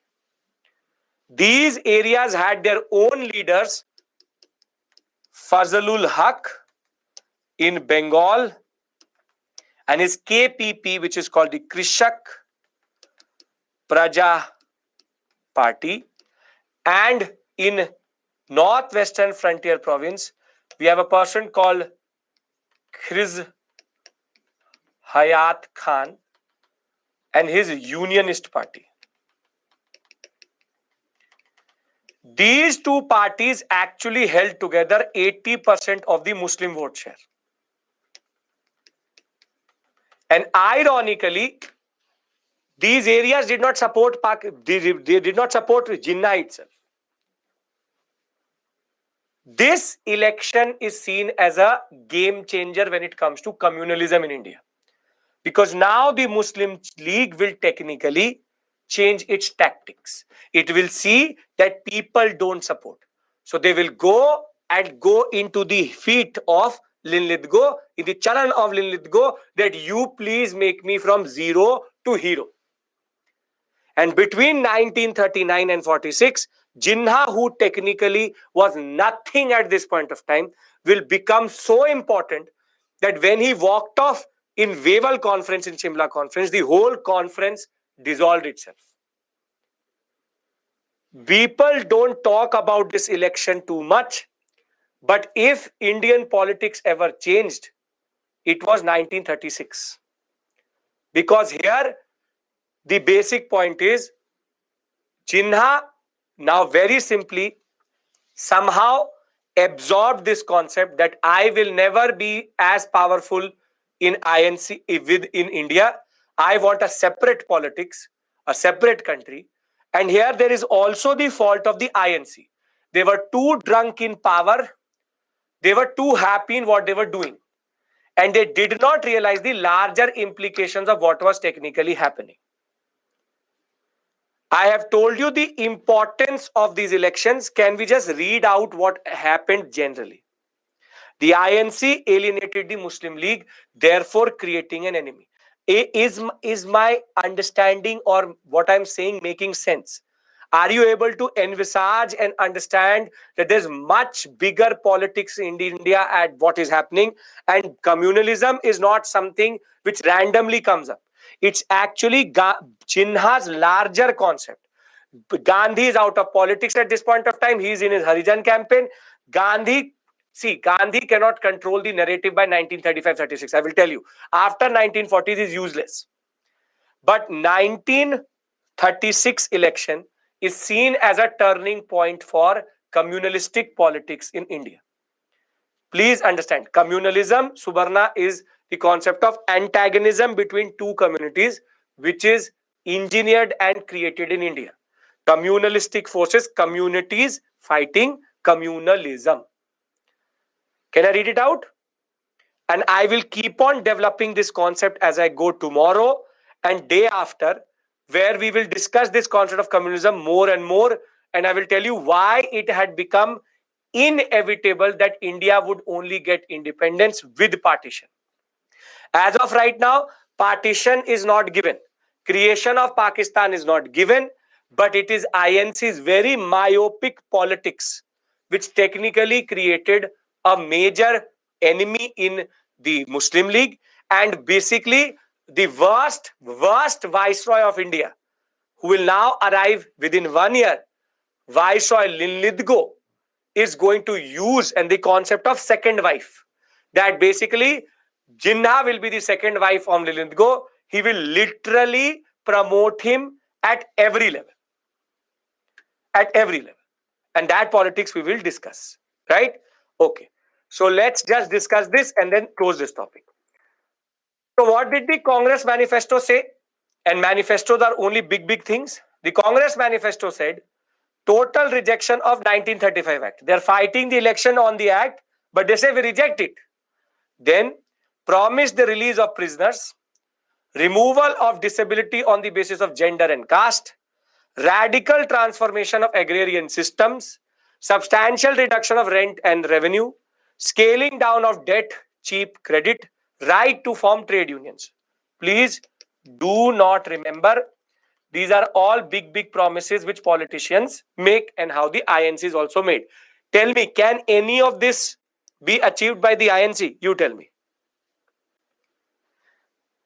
Congress manifesto, every before election you go for a manifesto. Your promises, maybe some of them, maximum one, but nothing really.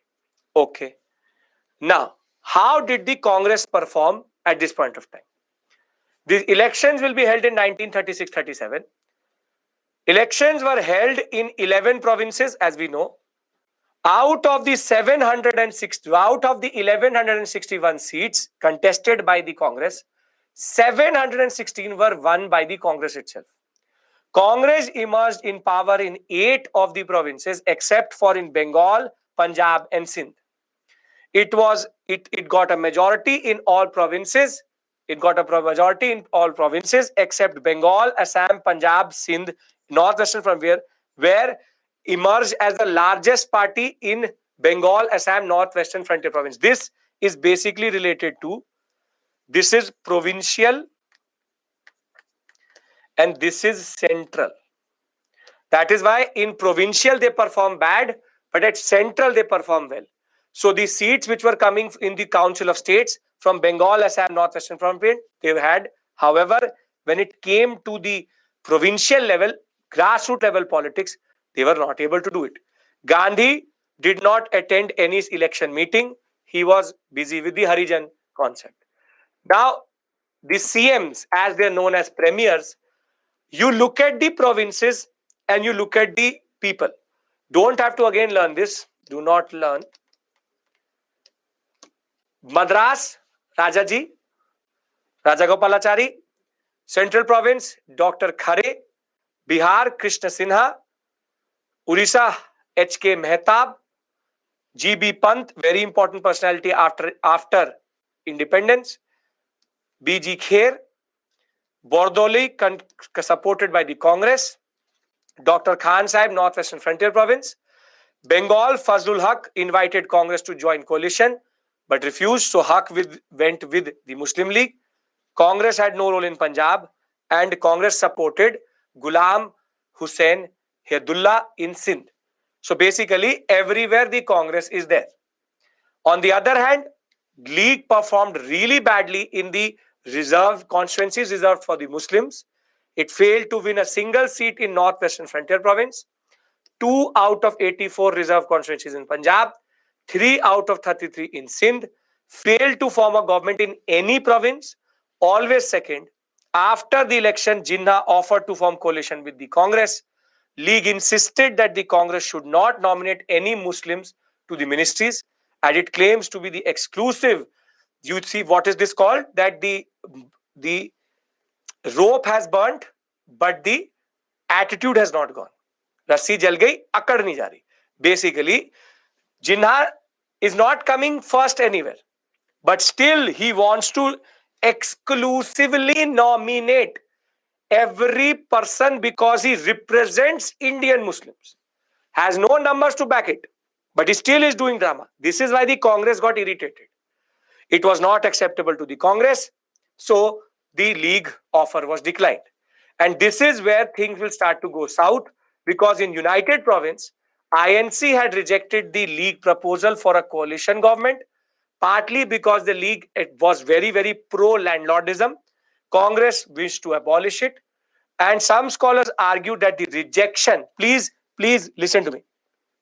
The rejection convinced the League that if India remained united, Muslims would find it difficult to gain political power because they would remain a minority.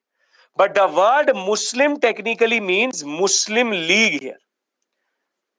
Because in Jinnah's mind, the Congress was overconfident, and in Jinnah's mind, Muslim League would never gain political power in India. Therefore, the 28 months of Congress rule which are going to be there were considered very, very fruitful. Again, do not learn. I will tell you why 28, because very soon they are going to resign.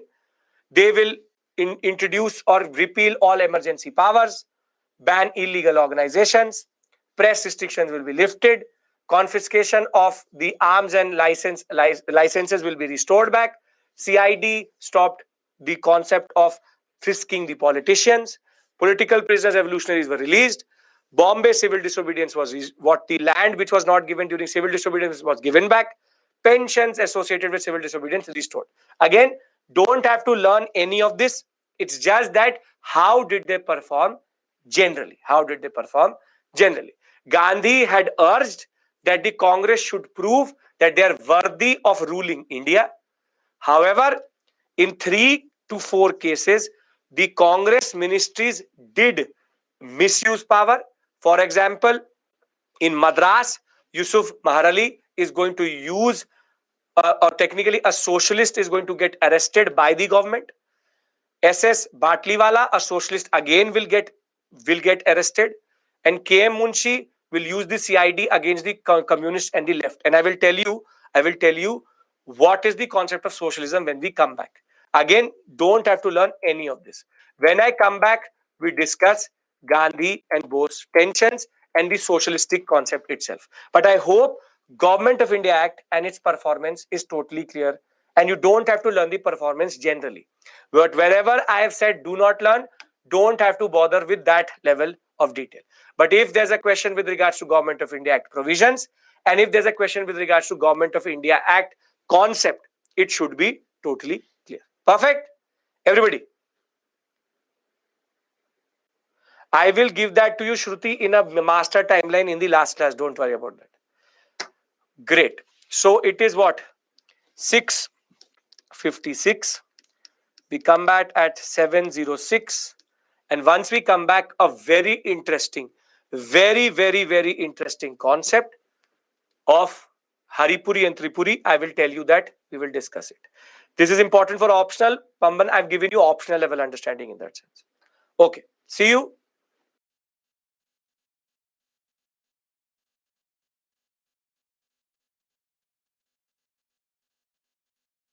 Can we move forward? Because now an interesting, important discussion, a much larger discussion than what we've had till this point. Okay. Now, these two personalities are very towering personalities of Indian history, Gandhi and Subhash Chandra Bose. And recently or generally, we see that people pit them against each other.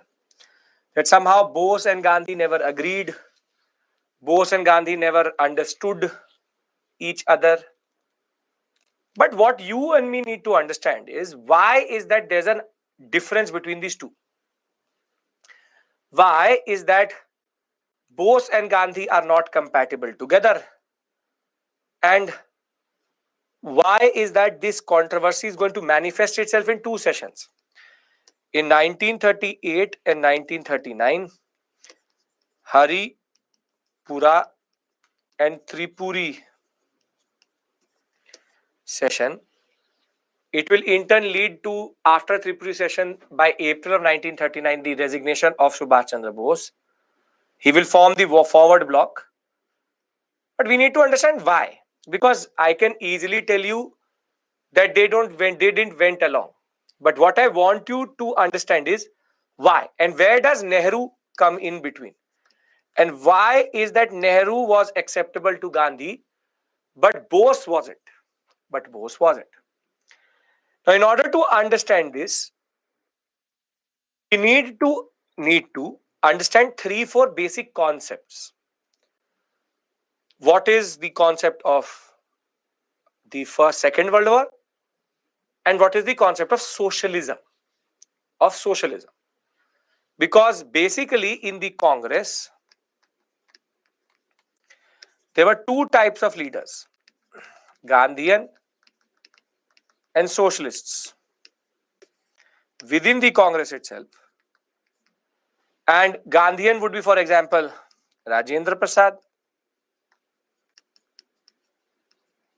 Vallabhbhai Patel, C. Rajagopalachari. While on the other hand, socialists would technically include Jawaharlal Nehru and Subhash Chandra Bose.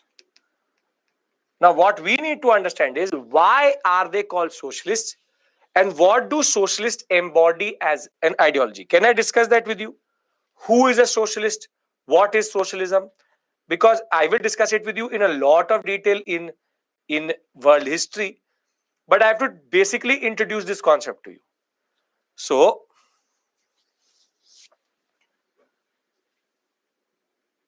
in the world, the system we live in is basically called capitalism. Today, India is technically a mixed economy but has a capitalist economy. Capitalism basically means industries based production. And there are certain qualities of a capitalist mode or a capitalism or capitalist mode, which is that the state or government embodies the interest of the capitalists or industrialists. Basically, the state works for the industrialists. We all know parties need funding, so their funding is going to come from industrialists because they have a lot of money. You have privately owned industries. But one thing is very, very important. One thing is very, very important is that capitalism exploits the worker to generate wealth. What do I mean by that? Basically, capitalism is a exploitative system, which is the concept of rich and poor. The industrialists will become more and more wealthy, while the workers will always be as low as they are. So the capitalists go higher, higher, crores, millions, billions. But the lowest level of the worker will always remain the same. Will always remain the same. And basically, there is concentration of wealth in certain hands. Certain hands. So, as a system, capitalism is not considered good because capitalism only increases what is called as poverty, inequality, socially one of the worst systems in the world, worst of the worst. Only creates slums, only creates child labor, only creates workers' distress. Few hold money, workers get exploited. Workers get exploited. If you're asking me how, Vijay, look around. Look around. Does everybody in India have a car? Does everybody in India have property? Do we have people having all money which is there? Is everybody equal? Isn't there poverty in India? Aren't we ready to shoot each other for 10 rupees? Aren't people in India dying of hunger? Isn't there problems in India? Isn't there problem in America, UK? Go anywhere. The capitalist concept is the same, exploitation of workers. If you had followed the Qatar World Cup, there was all this news around how the workers had been exploited to create the big stadiums.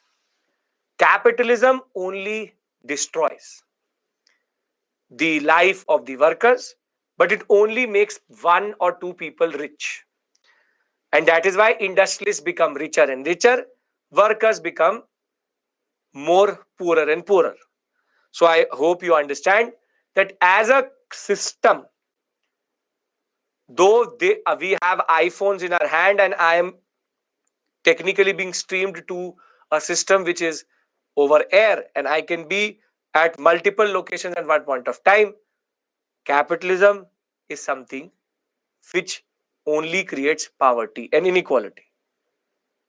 So capitalism is inherently exploitative. And we'll discuss this further. This concept emerges under a person called Karl Marx, and it's called the Marxist theory of reality. And we will discuss that, which is called basically Marxist theory. Now, if we understand capitalism, I would like to tell you the alternative which was envisaged or was seen to rise or being seen as the alternative to capitalism by Marx or his people who followed him. Can we discuss socialism? Because I have to tell you who is a socialist leader in 1940. In 1930, who is a socialist leader? Socialism was or is a concept, a way of production imagined by the Marxists or followers of Karl Marx. And we at one level are we a socialist country? Are we a socialist country? Yes, we are. We have mixed economy. Our preamble, very straightforward, says that we are a sovereign socialist democratic republic. Sovereign socialist secular democratic republic. More than that, we have DPSPs such as 39B and C, which talk about redistribution of wealth and no concentration of wealth in one hand. So these are the socialistic principles of our country. However, and it was originally there. Now, what does socialism mean? What does socialism mean? It's a system where we have PSUs, public sector undertakings.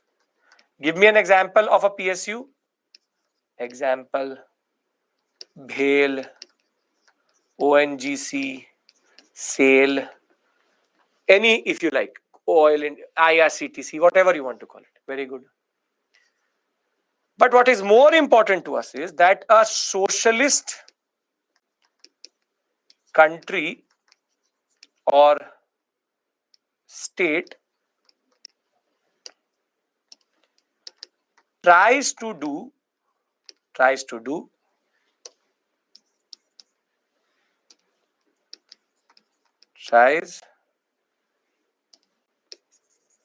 rather we'll say works for the worker and their welfare. Basically, the interest of the welfare or the interest of the worker is embodied rather than a privately owned industrialist. They try to eradicate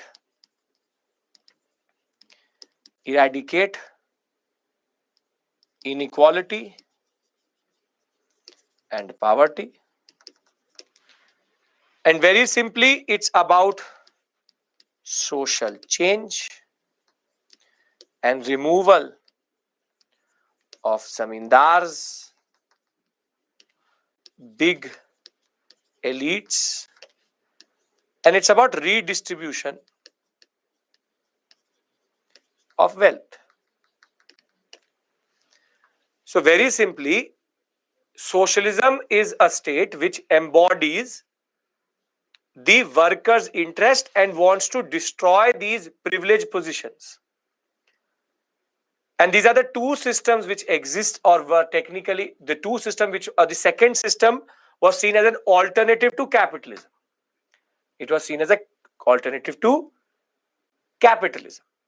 And simply, people said that if all the workers in the world will come together, we will get socialism.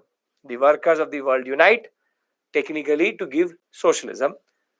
And it's a good thing to be a socialist. If you want to help the poor, if you want to help the downtrodden, and as an IAS officer, which you are going to be very soon, you should be a socialist because you need to talk about the welfare of the people, remove an inequality and remove poverty. Prashant now will discuss that. I will discuss that in world history. Communism, Leninism, Maoism, that is separate issue altogether. So, socialism promotes equity. In a way, yes. In a way, it promotes equity. Equity amongst everyone. So, if we understand these two basic systems, can I tell you what does an Indian socialist want in 1935? We understand these two systems? Very simplistic understanding I've given you.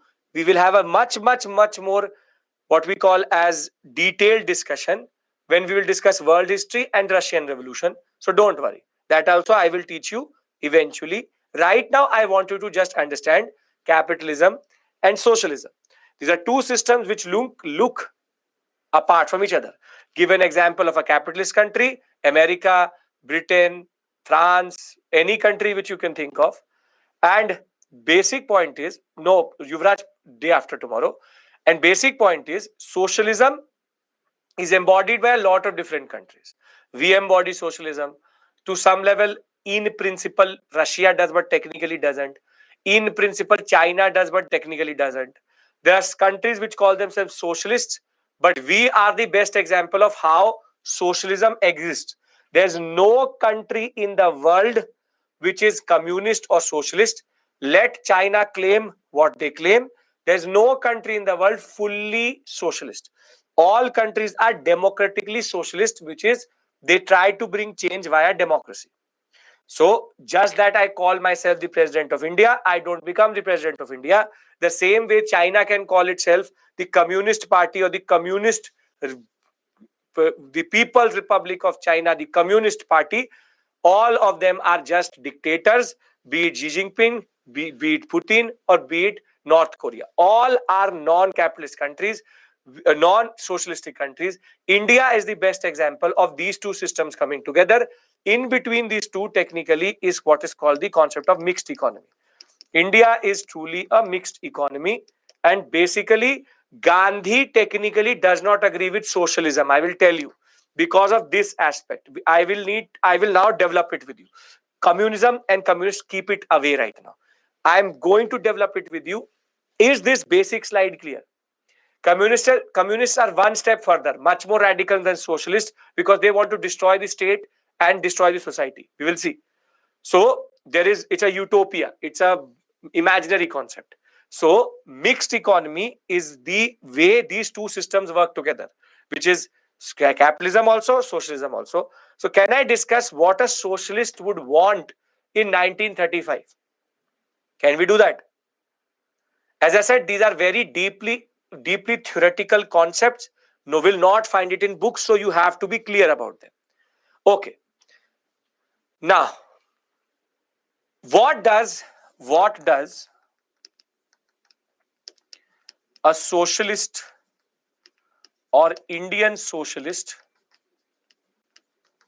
Now, once I've discussed this, I will discuss Gandhi and Bose. What does a socialist or an Indian socialist leader want?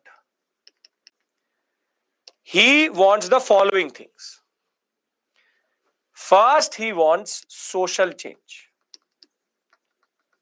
which is welfare of workers getting more power, peasant getting more power, and he wants to topple the elite systems of zamindari, moneylenders, these princes, the privileged members of Indian society. But what he also wants is independence from the British at any cost. At any cost. He technically wants independence from exploitation. Independence from exploitation. In the end,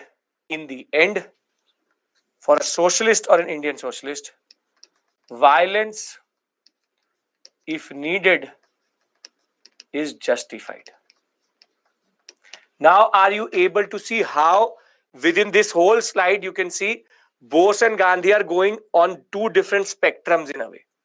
So can I discuss why is that Bose and Gandhi cannot come together, or are the same, are the two sides of the same coin? Yes? Yes, very good. Perfect. So,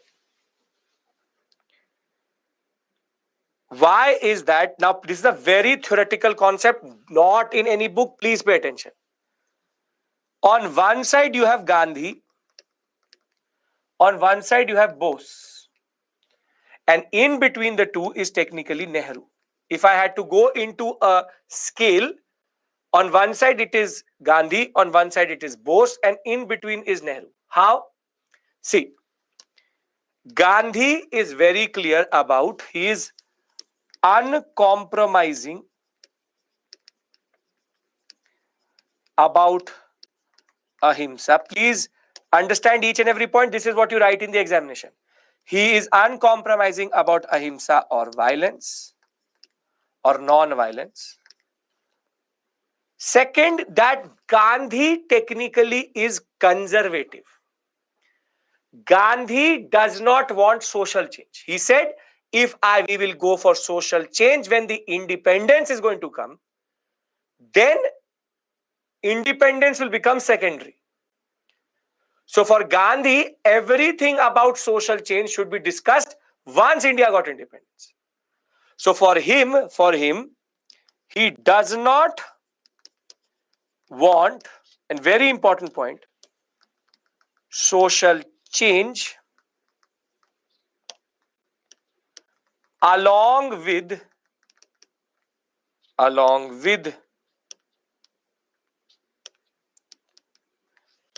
independence.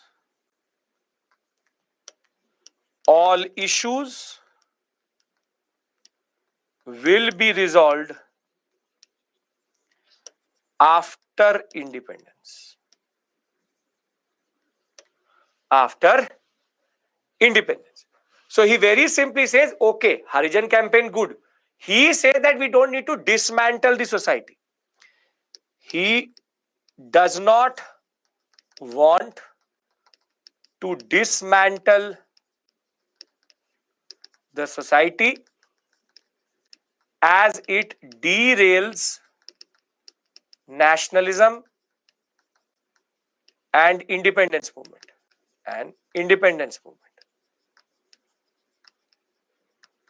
And last but not the least, Gandhi is a little bit conservative. He's a little bit conservative with regards to social change. Now, on the other side of the spectrum, Gandhi is clear. We've seen all of these work together, uncompromising on non-ahimsa or what is called non-violence. He does not want social change. Gandhi's agenda is perfect. He says if we are going to try to dismantle Indian society whilst going for independence, it will in turn create a lot of issues and Indian independence will go to the backseat. And basically, he fears that the British will use all of this dismantling to not give us independence. Gandhi's perspective is, you give us independence, we will figure it out. And one more important aspect about him is very simply, independence should only come via non-violent method. Can we agree to all of these points? Come on, you need to tell me.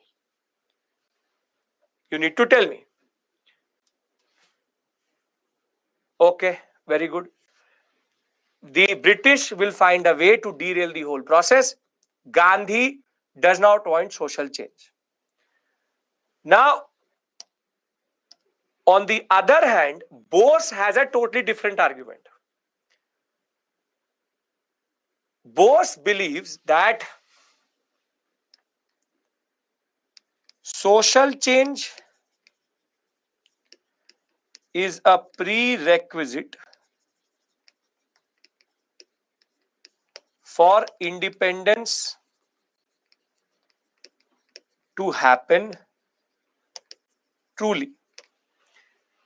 Very simply, if independence means independence, it has to be social change based. If we are still in the zamindari system after independence, it is not social change. Both first and the last point are not same. For Gandhi, it's not the same. Conservative approach and uncompromising are different concepts. The basic point of the matter is social change is prerequisite for independence to happen. And more than that, you get independence with or without the use of violence.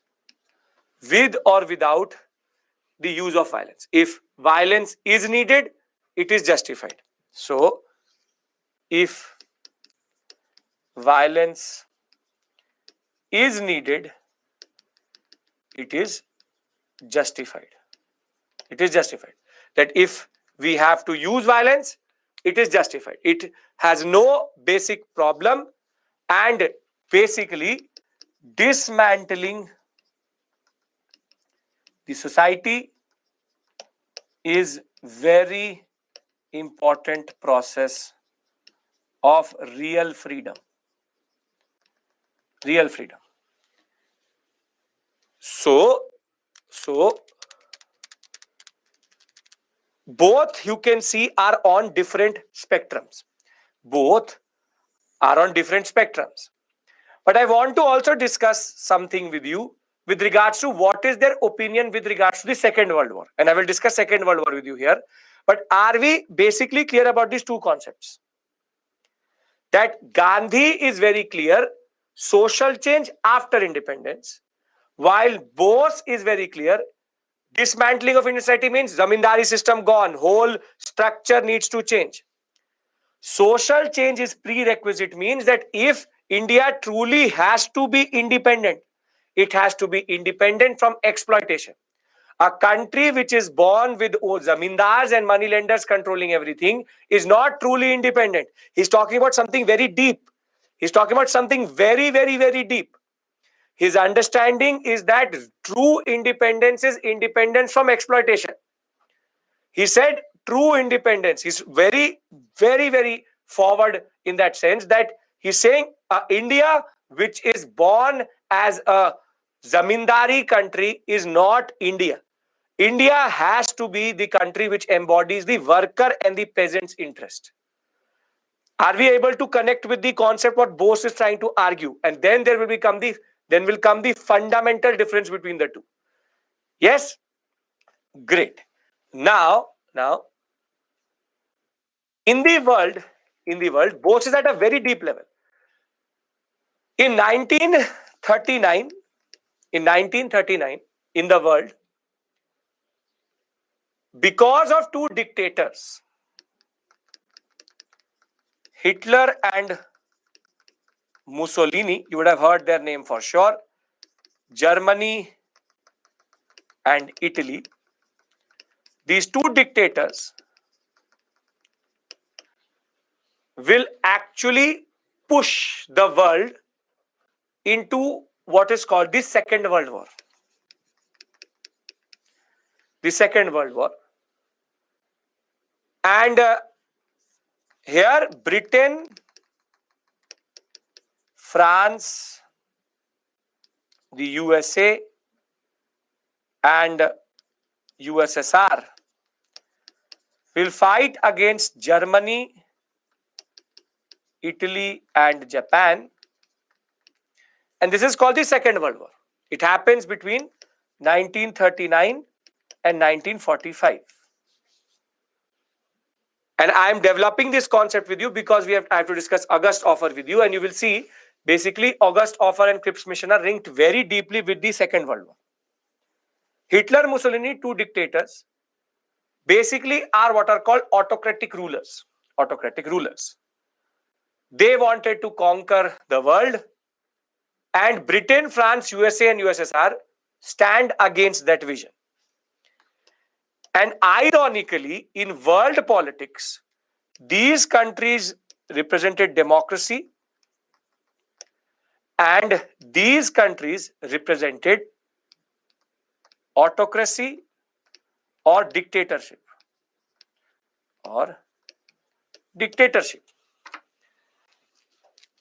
Which is bad, dictatorship or democracy?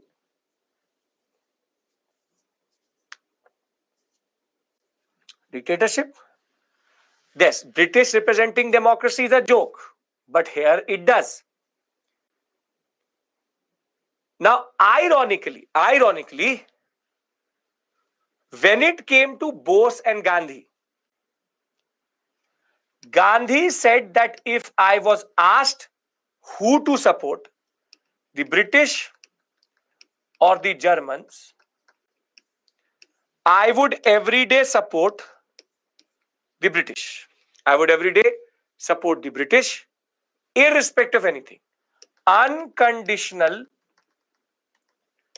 support for British in World War I as they represent democracy, which is again a paradoxical situation in itself. So in World War II, rather, unconditional support to the British in World War II as they represent democracy. As they represent democracy. I will any day accept the British as the better one. I will not allow the fascists, as they're called, fascists, a very specific type of dictatorship based on brutality. I will never ever support the fascists.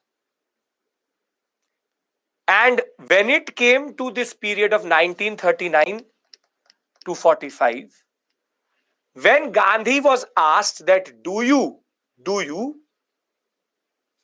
want the British to be destabilized here, Gandhi said that I don't want the British to be destabilized. I want democracy to prevail. So I will not use the Second World War as a excuse to destabilize Britain. However, Bose has a totally different understanding. Bose argues we should use the World War II as a moment of weakness for the British and get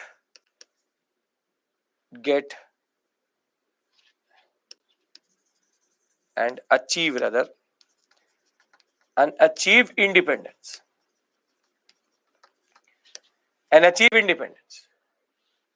That you use the Second World War as a moment of weakness and achieve independence, and any help from anyone is welcomed and important. And therefore, if Germany, Italy, or Japan help us, let us take their help. Let us take their help, which he will also take with regards to Germany and the Axis powers, or specifically Japan. Now, are you able to see that both are fundamentally different? Both are fundamentally on opposite spectrums. Both are basically on opposite spectrums. Now, how does then Nehru sit in this story?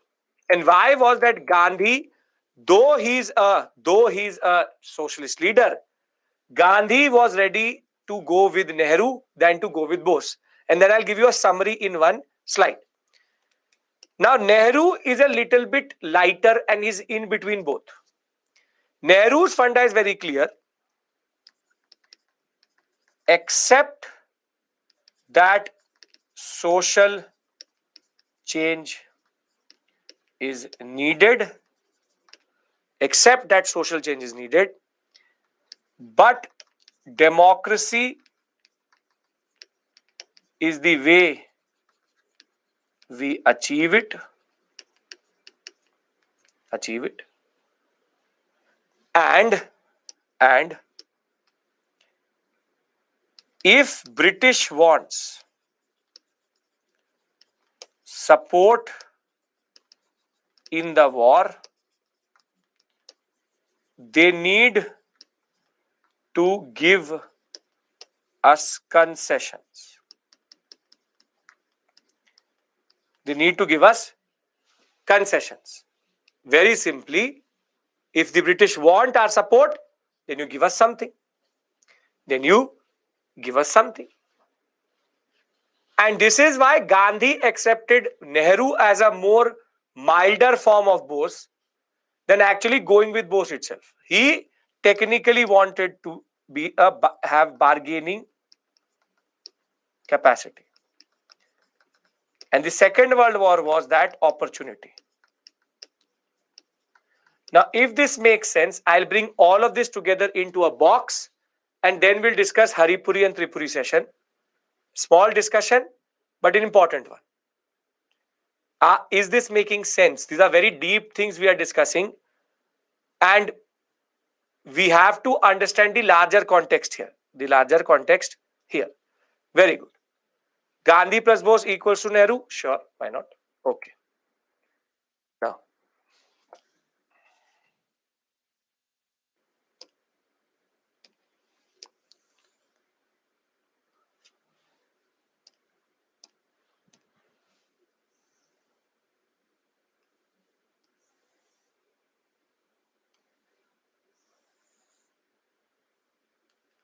okay.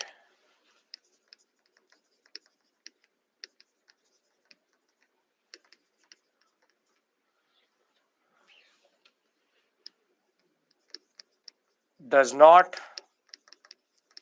accept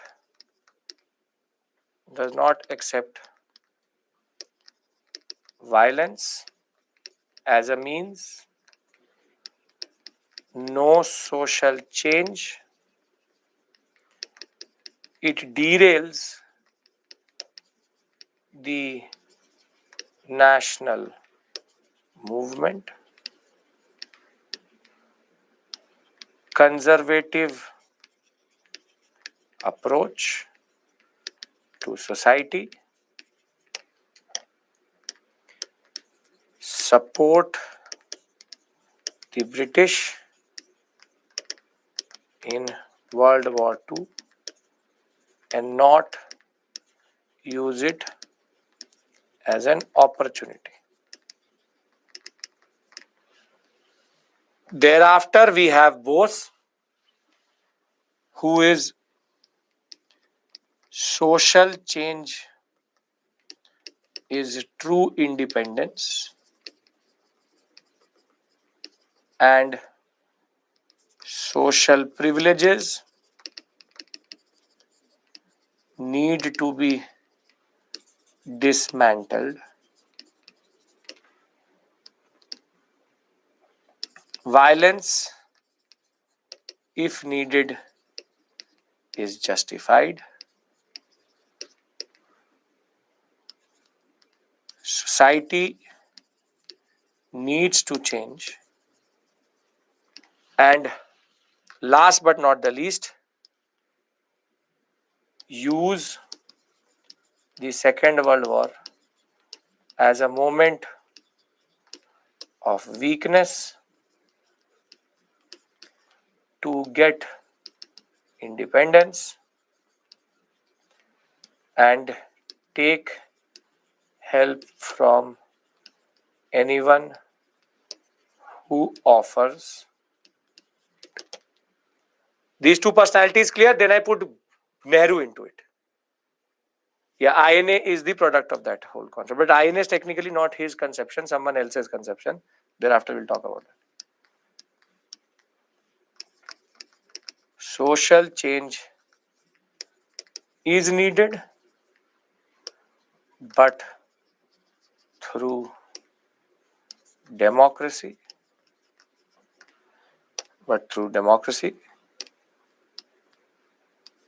The British should be supported if they are ready to give concessions. He's a democratic socialist, so milder form. Basit Cripps mission was not rejected because of that. I will discuss that with you. Conservative approach because he does not believe society should be dismantled. That's why. Now can I go to the Tripuri and Haripuri session? See, I'll tell you one thing very clearly before I go to Haripuri and Tripuri. Understand one thing. Bose never disrespected Gandhi. Gandhi never disrespected Bose. Both had their own differences. Both are necessary for the Indian national movement. No one is right, no one is wrong. Both are correct. Both have the same point itself, which is that both want independence, but their conception of independence is different. The ideological differences may be there. Bose always knew that without Gandhi, national movement is not there. And Gandhi knew that without Bose, there is no national movement. No one technically went for confrontation direct on.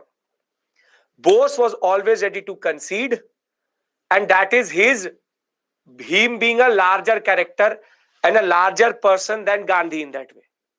So both are needed in this struggle, not one. So I am very clear about what I want to say. Both have the correct perspective, because Gandhi is also right. British can use social change as derailment. Bose is also right that we cannot allow the British to just sit there. And Nehru is also right that changes should be brought in democratically. Yes? Okay. Now, how did this conflict in a way manifest itself? Small discussion. So at the Haripura session 1938, everybody is with me, no issues. We'll discuss Azad, because see, at the end of the day, even as Azad Hind Fauj, he said that the leader of the Azad Hind Fauj is Gandhi only. So he never actually ever said that Gandhi is not important for India, or never Gandhi said that Bose is not important for India. Both were on the same page, same coin, two different aspects. Okay. In 1938, at the Haripura session, Bose stands for being the president. And Bose was so popular that he got unanimously elected as president at the Haripura session, 1938. Bose.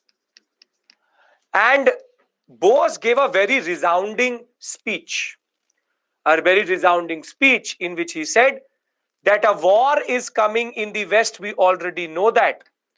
And let us use this war to get independence. I choose Gandhi to be the person who will tell us what movement it should be. But we should go for a movement as soon as that war will start. So he could preempt a war in 1938 itself. And when Bose says that the revolutionary potential of the people should not be underestimated, the time is ripe for a movement.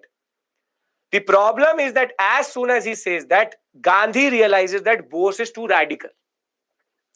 Because Bose is trying to go for something much bigger and much bigger than the Congress itself. Because in the Congress concept, the Congress working committee decides on what should be the agenda, not the president. President is a symbolic position. But here he is deciding the agenda. So the Haripuri session, very resounding, very important session. But then in 1939 March, the Tripuri session,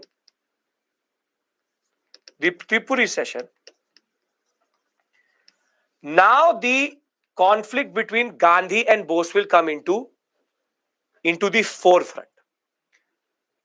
Bose will again stand as president. He will say, I will stand as president. But Gandhi will nominate a person called Patabhi Sita Ramaya as his candidate. Has Patabhi as his candidate against Bose. Now, Bose and Patabi Sitaramaiah will fight it out over who will become president. Gandhi is not that dumb that he will stand against Bose, because he knows that Bose is important for India. So he can't just stand against Bose. This is not type of politics which Gandhi and Bose do.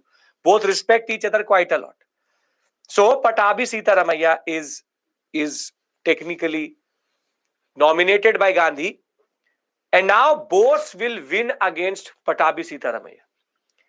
And Gandhi will say a very important line: Patabi's defeat is my defeat. So now the conflict is in front of everybody. Now Bose will say a very important line.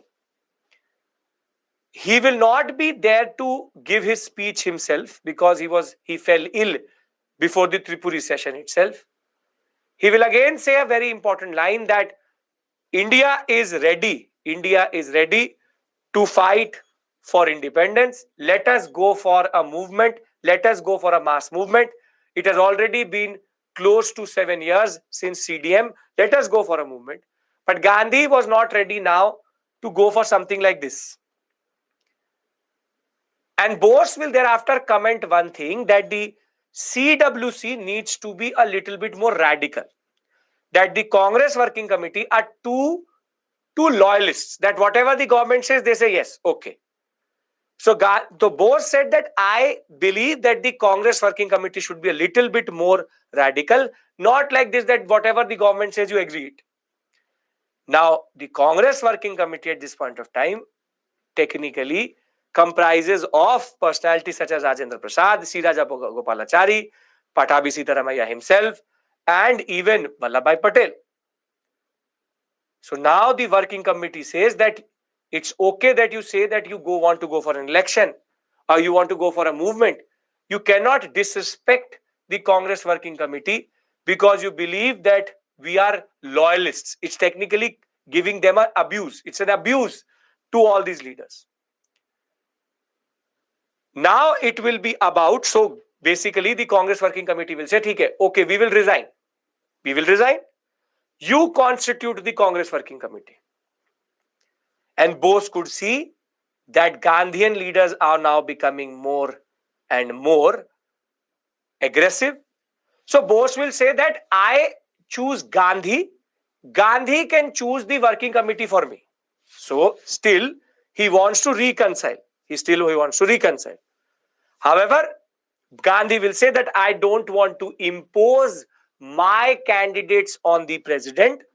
Let the president decide. And now basically Bose gets the hint. He's smart enough. He understands that basically Gandhi does not want him to be the president. And now there's an ideological confrontation between these two. And very simply, Bose will resign from the position of president. Dr. Rajendra Prasad is going to become the new president. And now Bose will leave the fold of the INC. He will say, I am forming my own what is called body called the forward bloc. But still he did not give up his membership of the INC. However, in late 1939, when he will launch a Bengal-based mass movement without the permission of the All India Congress Committee, he will be expelled from the INC and banned for 3 years. And it is in this period that Bose will therefore form his forward bloc, and his politics is going to change, and he will now start to get associated by 1941 with the INA. And this is the basic story. It was all Congress level politics, but this result of that is this. You understand the basic INA we do tomorrow. Understand the basic story here? Basic story. For mains, what is going to come is what is Gandhi versus Bose. What is Gandhi versus Bose? Why were they ideologically different? I've given you a box for that. Let us read it out and you will understand it even more. Okay. So now starts the, see, I hope everybody is clear about this box where the real matter matters. All this is not going to be asked. How did they fall out will not be asked. We will rather ask you what is the ideological difference. Can we agree to the ideological difference here? That basically, how are they different to each other? How are they different to each other? These two sessions will never be said, discuss Haripuri and Tripuri session. They will discuss how are they different. Can everybody tell me that we are comfortable with this concept? Come on. We are comfortable with this concept? Yes, very good. Okay. So, perfect. So now let's read this story. Just enjoy the story. Don't have to learn it. Please understand the concept. I've given you the gist itself. At the Congress meeting at Haripura in Gujarat in February of 1938, Bose was unanimously elected as the president.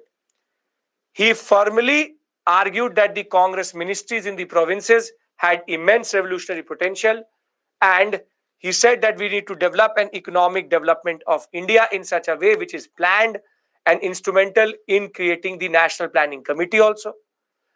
It is in this session that the Congress could give a moral support to those who agitated against the governance of the princely states also. So they said that the people in the princely states, we support you, who are fighting against these princes. And here, nothing really happens. Here, nothing really happens. But Gandhi realizes that Bose is actually too charismatic, more than that, too radical for the Congress. And from here on, the conflict will start to develop. In 1939, Subhash Chandra Bose decided to stand against the president's post again.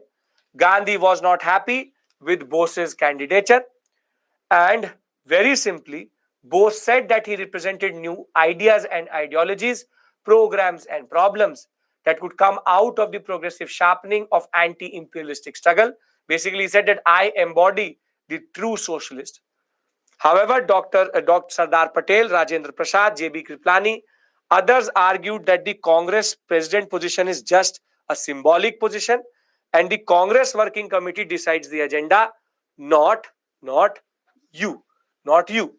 And therefore, Patabi Sitaramaiah will be put as a candidate from Gandhi in order to defeat Bose. Bose, however, will win with a major margin against Patabi Sitaramaiah with the support of the Congress Socialist Party, a bloc within the INC itself. Gandhi congratulated Bose on his victory, passive-aggressive way, but also declared that Patabi's defeat is my defeat, and now Gandhi versus Bose starts. Basically, he took it to his heart. Dil pe le liya that basically how was Patabi defeated by Bose. He's now taken it to heart. It's now his defeat in that sense. Now, in 1939 March, Congress session will happen in Tripuri. However, the Congress working body was not obviously working well. The election to the president had now become a larger issue with regards to how the constitution of the INC works, and the nature of leadership was also in question. While Bose's victory was polarizing the INC itself, election of Bose was now leading to an inner crisis within the whole concept of INC constitution. Subhash Chandra Bose will also accuse the working committee to reach to a compromise with the government very quickly. Now, those leaders felt that they could not work with a president who publicly criticizes doubts, and they resigned from the working committee.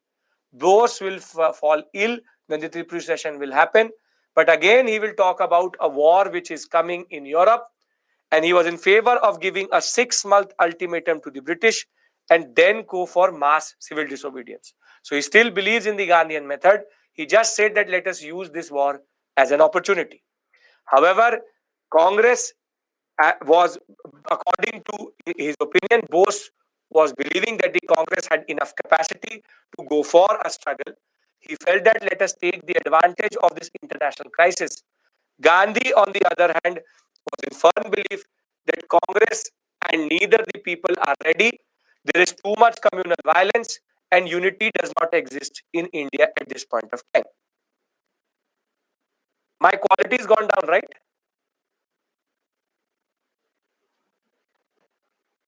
My quality has gone down. Yes. Don't worry. Give me 1 second. I'll just refresh myself. Now is it better? It is better now? Little bit. Okay, 1 second. Now better. Please tell me. I have a preview in front of me, so yes, better. Little bit better.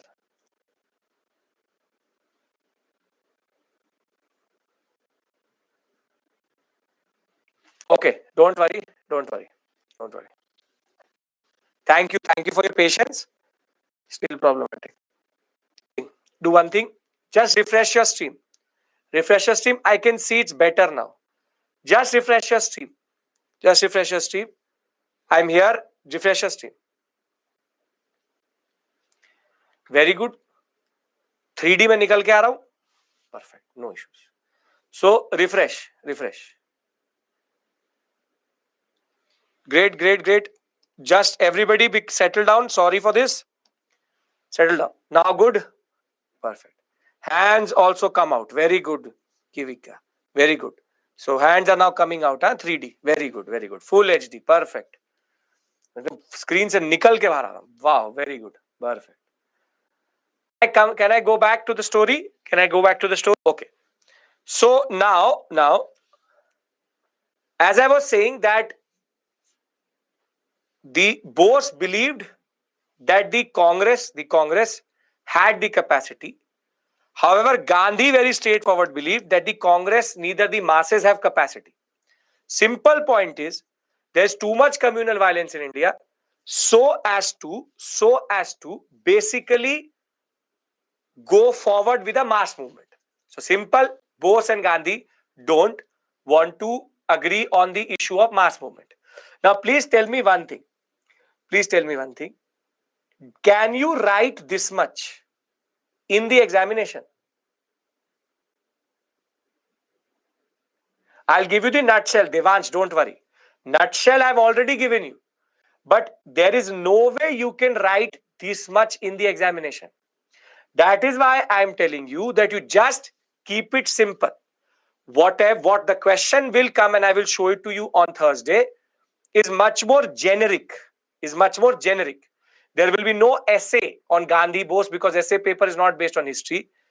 The simple point of the matter is, what matters is this. If you understand this, then you understand everything. That is the basic point. This is what really matters. Only 2 more modules are left. Okay. So finally, what will happen? A resolution was moved by Govind G.B. Pant, reaffirming the faith in Gandhian politics, and Bose to nominate working committee in accordance with the wishes of Gandhi. Gandhi said that he would not like to impose a working committee on the president.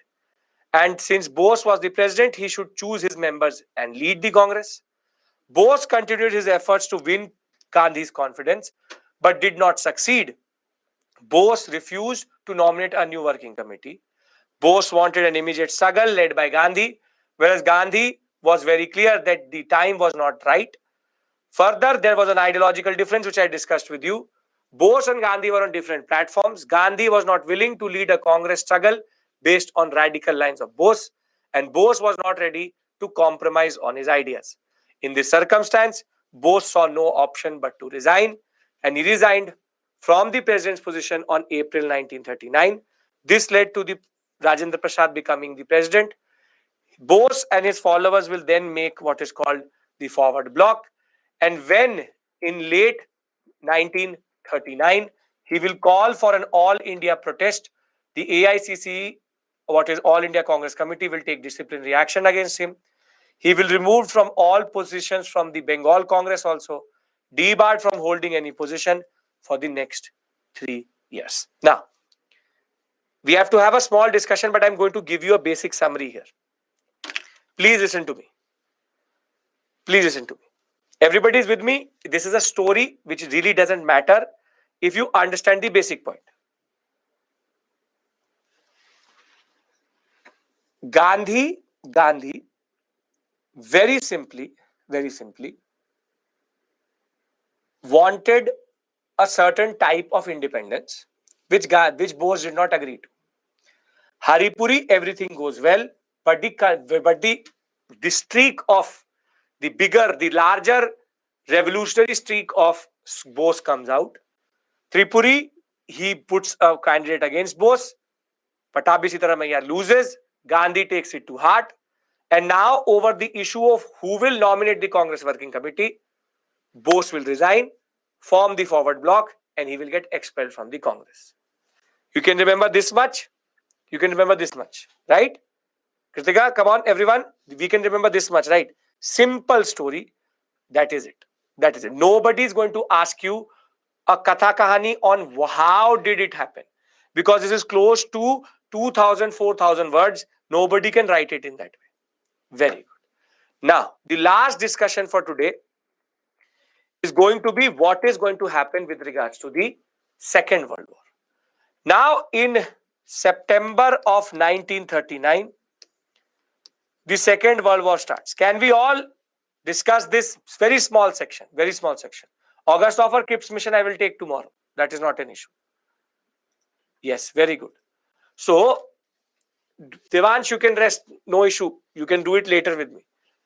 September 1939, the Second World War will start. And now the point is that the Viceroy is Linlithgow.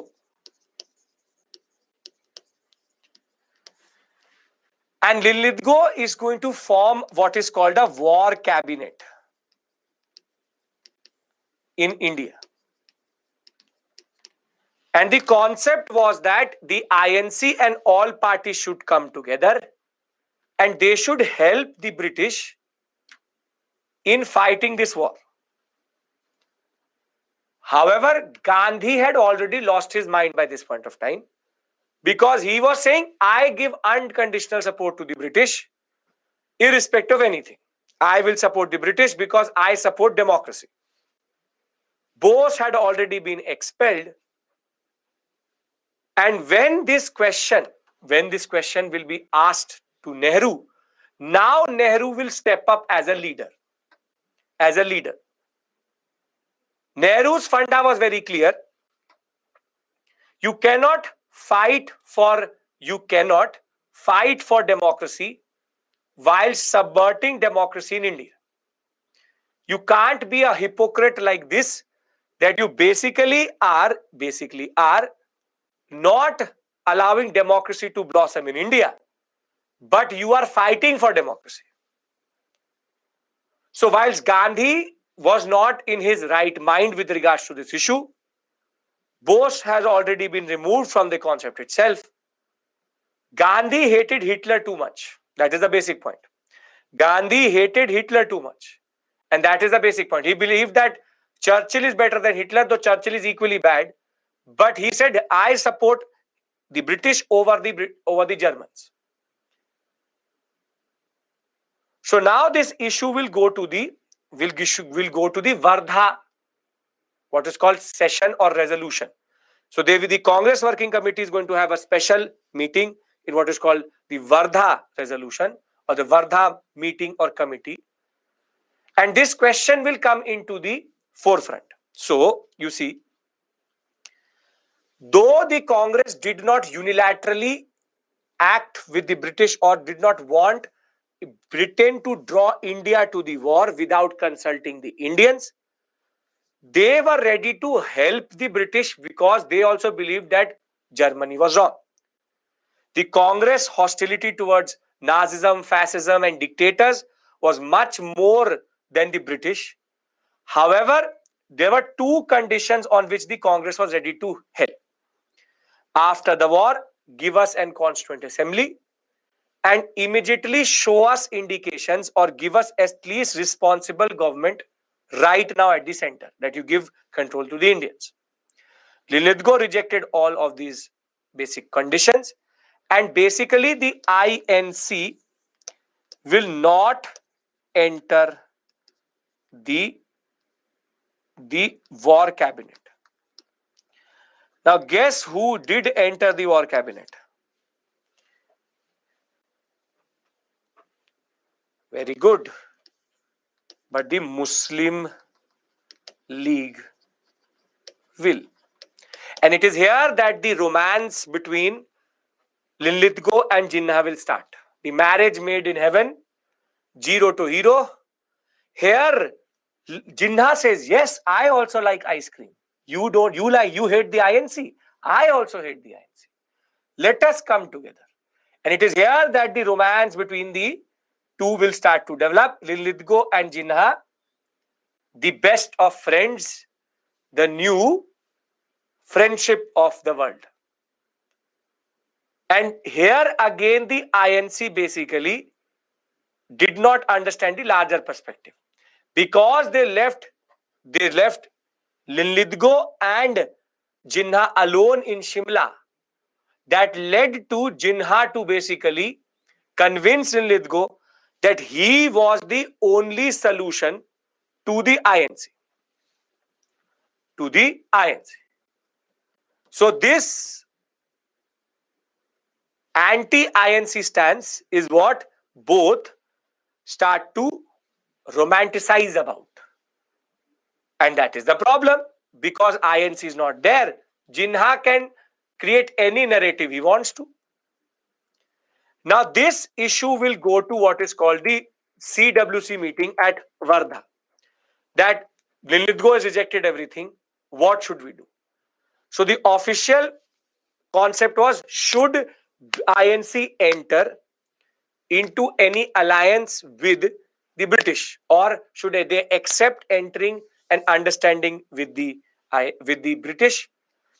Gandhi, who had all sympathy for Britain in this war, because he had a total dislike for fascist ideology, advocated unconditional support to the Allied powers. He made clear distinction between democracy and dictatorship, and he was willing not to embarrass the British during the war. He said, right now it is not the right time to basically embarrass the British. Let them concentrate on fighting Hitler.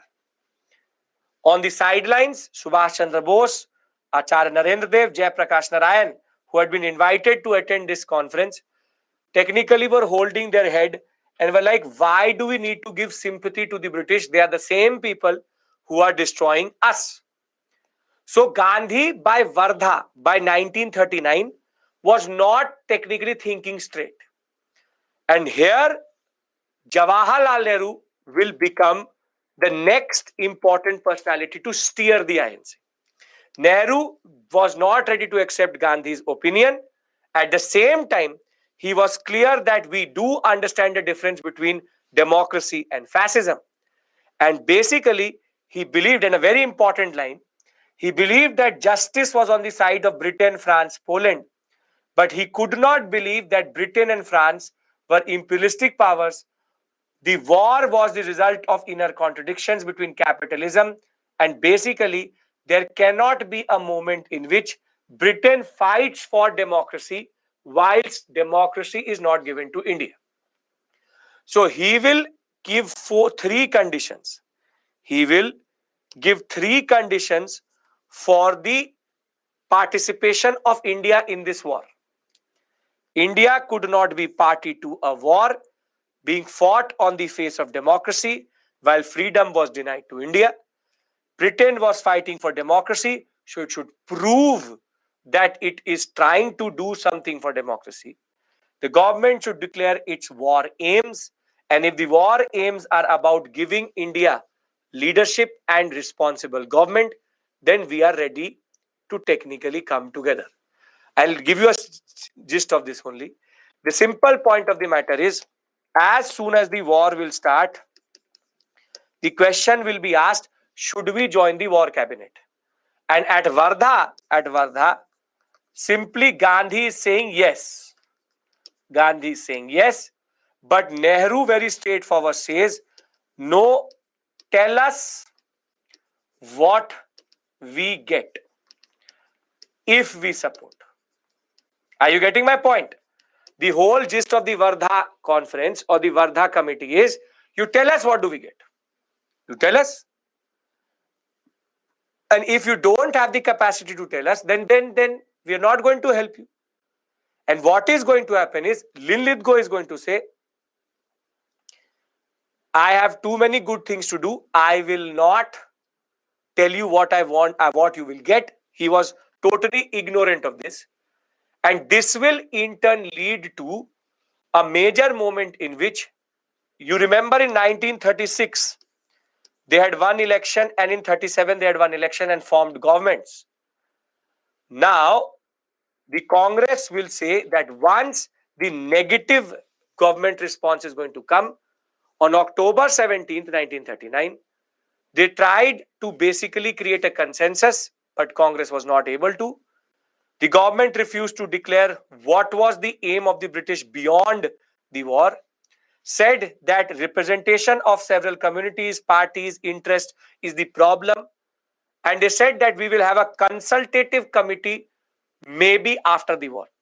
We will consult you, we'll ask you. And against this negative response, now at October 23rd, 1939, the CWC will decide that all Congress committee ministries should resign. Basically, all the people who had been elected under the 1936 and 37 elections, they should resign. That is why 28 months of rule, because they did not support the war, they did not like the imperialistic policy. The Congress Working Committee, CWC, straightforward says, resign. And what they will have is called the Ramgarh session. At the Ramgarh session, the Congress will unanimously decide to basically, with Maulana Abdul Kalam Azad as the president, they all agreed that the battle has to become bigger. They leave it to Gandhi, if he's in the right mind, to decide which form and what timing it should be of this movement. But the Congress members should resign. Gandhi was now in favor of continued cooperation. Still, he was still not ready to go for a movement. Jawaharlal Nehru will reiterate complete independence as a precondition to fight with the British in the war. Subhash Chandra Bose will continue his stance of direct action. However, simple point of the matter is, he said, let us use the British difficulty to get independence. The simple point of the matter is, Ramgarh session will in turn lead to basically everybody resigning. Congress finally declared that the people of India would not accept anything less than complete independence. Indian freedom could not be in the form of dominion.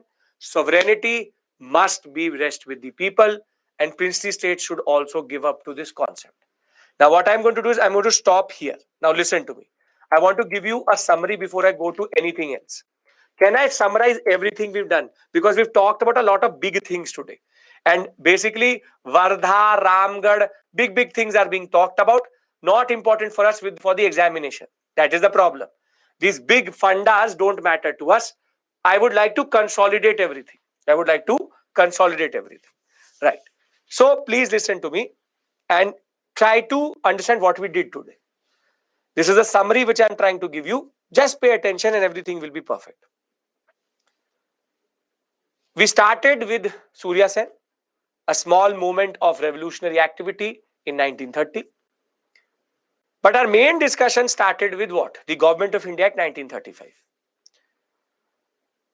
The Government of India 1935 is considered the mini constitution on which our constitution is based. And basically, it fundamentally changed India. I will reiterate their points. You say it with me. First is Council of India is going to be abolished. Thereafter, the provincial autonomy will be introduced. Thereafter, diarchy will be introduced or will be asked to be introduced in center, never implemented. Then we go one step further and we go to the provinces. 3 new provinces added. 8 were already there, 11 total. Odisha, Northwestern Frontier Province and Sindh. However, diarchy will be abolished at the provincial level and there will be the concept of bicameralism which will come to the provincial level. 6 bicameral, 5 unicameral, the federal court, the All India Federation concept, RBI, which is the federal bank, plus separate electorates for women, workers, and the concept of depressed classes. Burma is gone, and simply India gets consolidated into this whole concept. Any issue here? Anybody? I think no one has any issue here. Concurrent list, perfect, great. Now, based on this, the election is going to happen 1936-37. And based on this concept, there will be Congress which will perform very well. On the other hand, the Muslim League will perform really bad, and Congress will become overconfident, will make all these ministries, and all these basic seats will be filled up by the Congress. Muslim League will now develop a consciousness that we cannot get true representation in India. We have to divide India. A separate country will only give us power. Not Muslims, but Muslim League. Then we stopped there with regards to the performance of that. Then we went into a long but important discussion about Gandhi and Bose. Why these two personalities never ever were able to come on the same base. Though same coin called Indian nationalism, two different faces. On the first face, we have Gandhi, who believes that if everything is going to go for social change, British will use it to derail independence. He supports British unconditionally against a person like Hitler, and he did not want social change or violence in that sense. On the flip side, we have Bose, who technically says violence is justified if necessary. Social change is true independence. Let us get help from anybody who's giving it to us, and let us use this major moment, this weakness, to technically get independence. Nehru is in between, which is that yes, social change is important, but democracy. And second is, we will support the British only if they give us concession, which you see Wardha, Ramgarh, and the concept.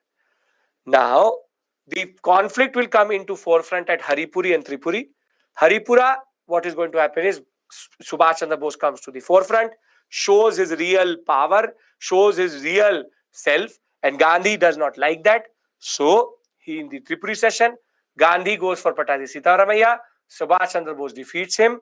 Now there's a whole tussle over who will form the Congress Working Committee. He has accused them to be loyalists. Gandhi says, I will not intervene. Bose says, let Gandhi do it. And Bose realizes that Gandhi technically does not want him there. He resigns, goes for a national movement, and he's expelled. And basically, Bose's story with INC is more or less over. Any issue in this problem? Or not any issue in this problem, any problem in this whole section? No. Then last but not the least is that what happens between 1939 and 40. In 1939, Linlithgow is going to find what is called the war cabinet, where the romance between Jinnah and Linlithgow is going to begin. However, the INC had certain conditions to enter into the 1939 Act and in the 1939 war cabinet. And the basic point was, tell us what is your war aim. Linlithgow said, I don't have time. Then at Wardha, there will be a major committee meeting over what to do. Gandhi said, let's give unconditional support. Bose said that he's lost his mind. And basically, Nehru will step up as a leader now. And Nehru will say, I don't agree with Gandhi. We should only help if and when we get to know what do we get after the war. So he will ask at the Wardha resolution, Linlithgow, you tell me what are you going to give. Linlithgow says, maybe a consultative committee, but nothing really. And therefore, in 1940, at the Ramgarh session, the Congress will ask everybody to resign, and that will in turn lead to the resignation of all the people elected in 1935, 36, 36, 37. And simply where we stop today is that Gandhi, Bose can't look each other in the eye. Bose has now become a part of the larger forward bloc. Nehru has stepped up as a leader. The INC has not joined the war cabinet. And simply, the war will now start to show its real colors. And we will see tomorrow how in the two of the most weakest moments, 1940 and 42, there will be two offers which will come to us in between individual satyagrah. But tomorrow we will also discuss Quit India movement. Thereafter, we will discuss the concept of INA, and we will also discuss the concept of Waival Plan and Cabinet Mission. And on day after tomorrow, we will finally get independence, where we discuss the Mountbatten Plan. and we will do miscellaneous topics related to modern India, thereby completing modern India. And we will also discuss the previous year questions till this point. Done?